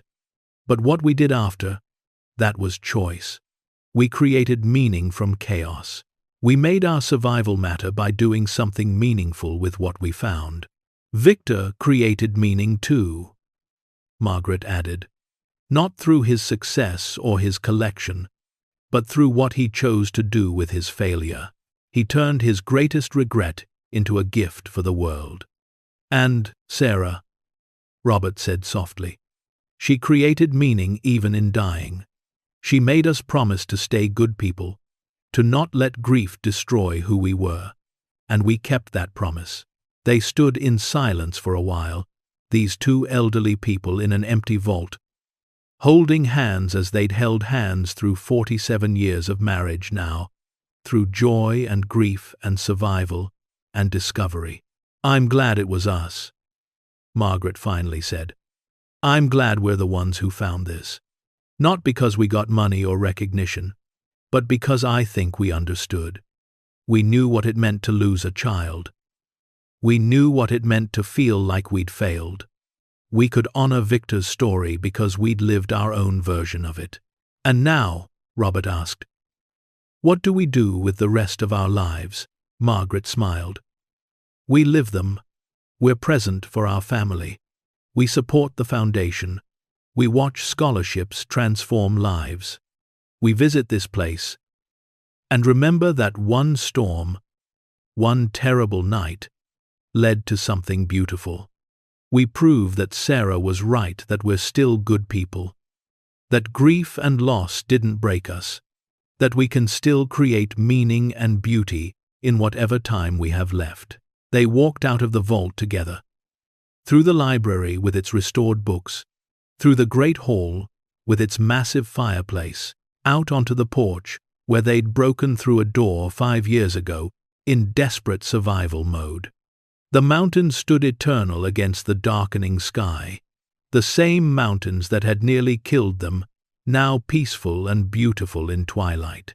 Thank you, Margaret whispered, though whether she was thanking Robert, or Sarah, or Victor, or the universe itself, she wasn't sure. Maybe all of them. Maybe thank you didn't need a specific recipient, it just needed to be said, offered up like a prayer to whatever forces had conspired to bring her to this moment, this place, this understanding. They drove back to Silver Ridge in the car they'd bought with their finder's fee, past restaurants full of diners, past hotels with lit windows, past the community center, where tomorrow a scholarship ceremony would award 10 local students full rides to college. They drove through a town that had been dying and was now thriving, brought back to life by art and purpose, and two people's decision to do what was right instead of what was easy. Their story had become legend, the kind of story people told their children and grandchildren. The elderly couple who survived impossible cold and found impossible treasure and gave it all away. The teachers who proved that ordinary people can do extraordinary things when they listen to conscience over convenience. The finders who understood that the greatest treasures can't be kept, they can only be shared. But Margaret and Robert didn't feel legendary. They felt grateful, grateful to be alive, grateful to have found purpose in their later years, grateful that their survival meant something beyond just themselves. They felt like two people who'd been given a second chance not just to live, but to matter, to contribute, to leave the world a little better than they'd found it. Viktor Petrov had tried to do the same thing. A century ago he'd been born in Russia, had fled to America, had built a fortune, and lost what mattered, and tried at the end to make it right. His hope had been that worthy people would find his collection and share it with the world. That hope had been fulfilled beyond anything he could have imagined, because two retired teachers had broken into an abandoned lodge during a storm, had found a vault that shouldn't have existed, had read the journals of a grieving father, and had chosen to honor a dead man's wish over their own financial needs. And in making that choice, they'd created ripples that spread far beyond themselves. Scholarships that changed lives, art that inspired millions, a town that found new purpose, a foundation that would continue creating opportunities for generations after Margaret and Robert were gone. They'd survived a storm at -71 degrees. But they'd done more than survive, they'd lived. They'd chosen. They'd mattered. And perhaps that's the real treasure. Not money or art or recognition, but the knowledge that your life meant something, that your choices created beauty and opportunity and hope for others, that you left the world a little more full of light than it had been before you arrived. Anyone can survive if they refuse to give up. Anyone can find meaning if they look beyond themselves. Anyone can create a legacy if they choose wisdom over wealth and service over selfishness. As the lights of Silver Ridge faded in their rearview mirror and the mountains rose black against the stars, Margaret and Robert Hayes headed home to their small house in Boulder, their hearts full of memories and gratitude and peace. They'd found a fortune and given it away. And in doing so, they'd discovered something worth far more than $300 million. They'd discovered purpose. They'd discovered that their lives still mattered. They'd discovered that Sarah's death and Victor's regret and their own survival could combine to create something beautiful and lasting and good. The storm had passed. The vault had been opened. The art had found its home. And two ordinary people had proven themselves extraordinary, not through what they possessed, but through what they were willing to give away. Victor's legacy was fulfilled. Katya and Sarah were honored. Silver Ridge was transformed. And Margaret and Robert Hayes, two retired teachers, who'd just been trying to celebrate their anniversary, had become the guardians of beauty, the keepers of conscience, the proof that integrity still existed in a world that often forgot to believe in it. The end. Up next, two more incredible true stories that will move you to tears and remind you what humans are capable of at their best. Click to keep discovering with us, and don't forget to hit subscribe if you believe the greatest treasures are the ones we share with the world. If you believe that doing the right thing still matters, and if you believe that ordinary people can create extraordinary legacies when they choose conscience over comfort. Thank you for joining us on this journey. We'll see you in the next story.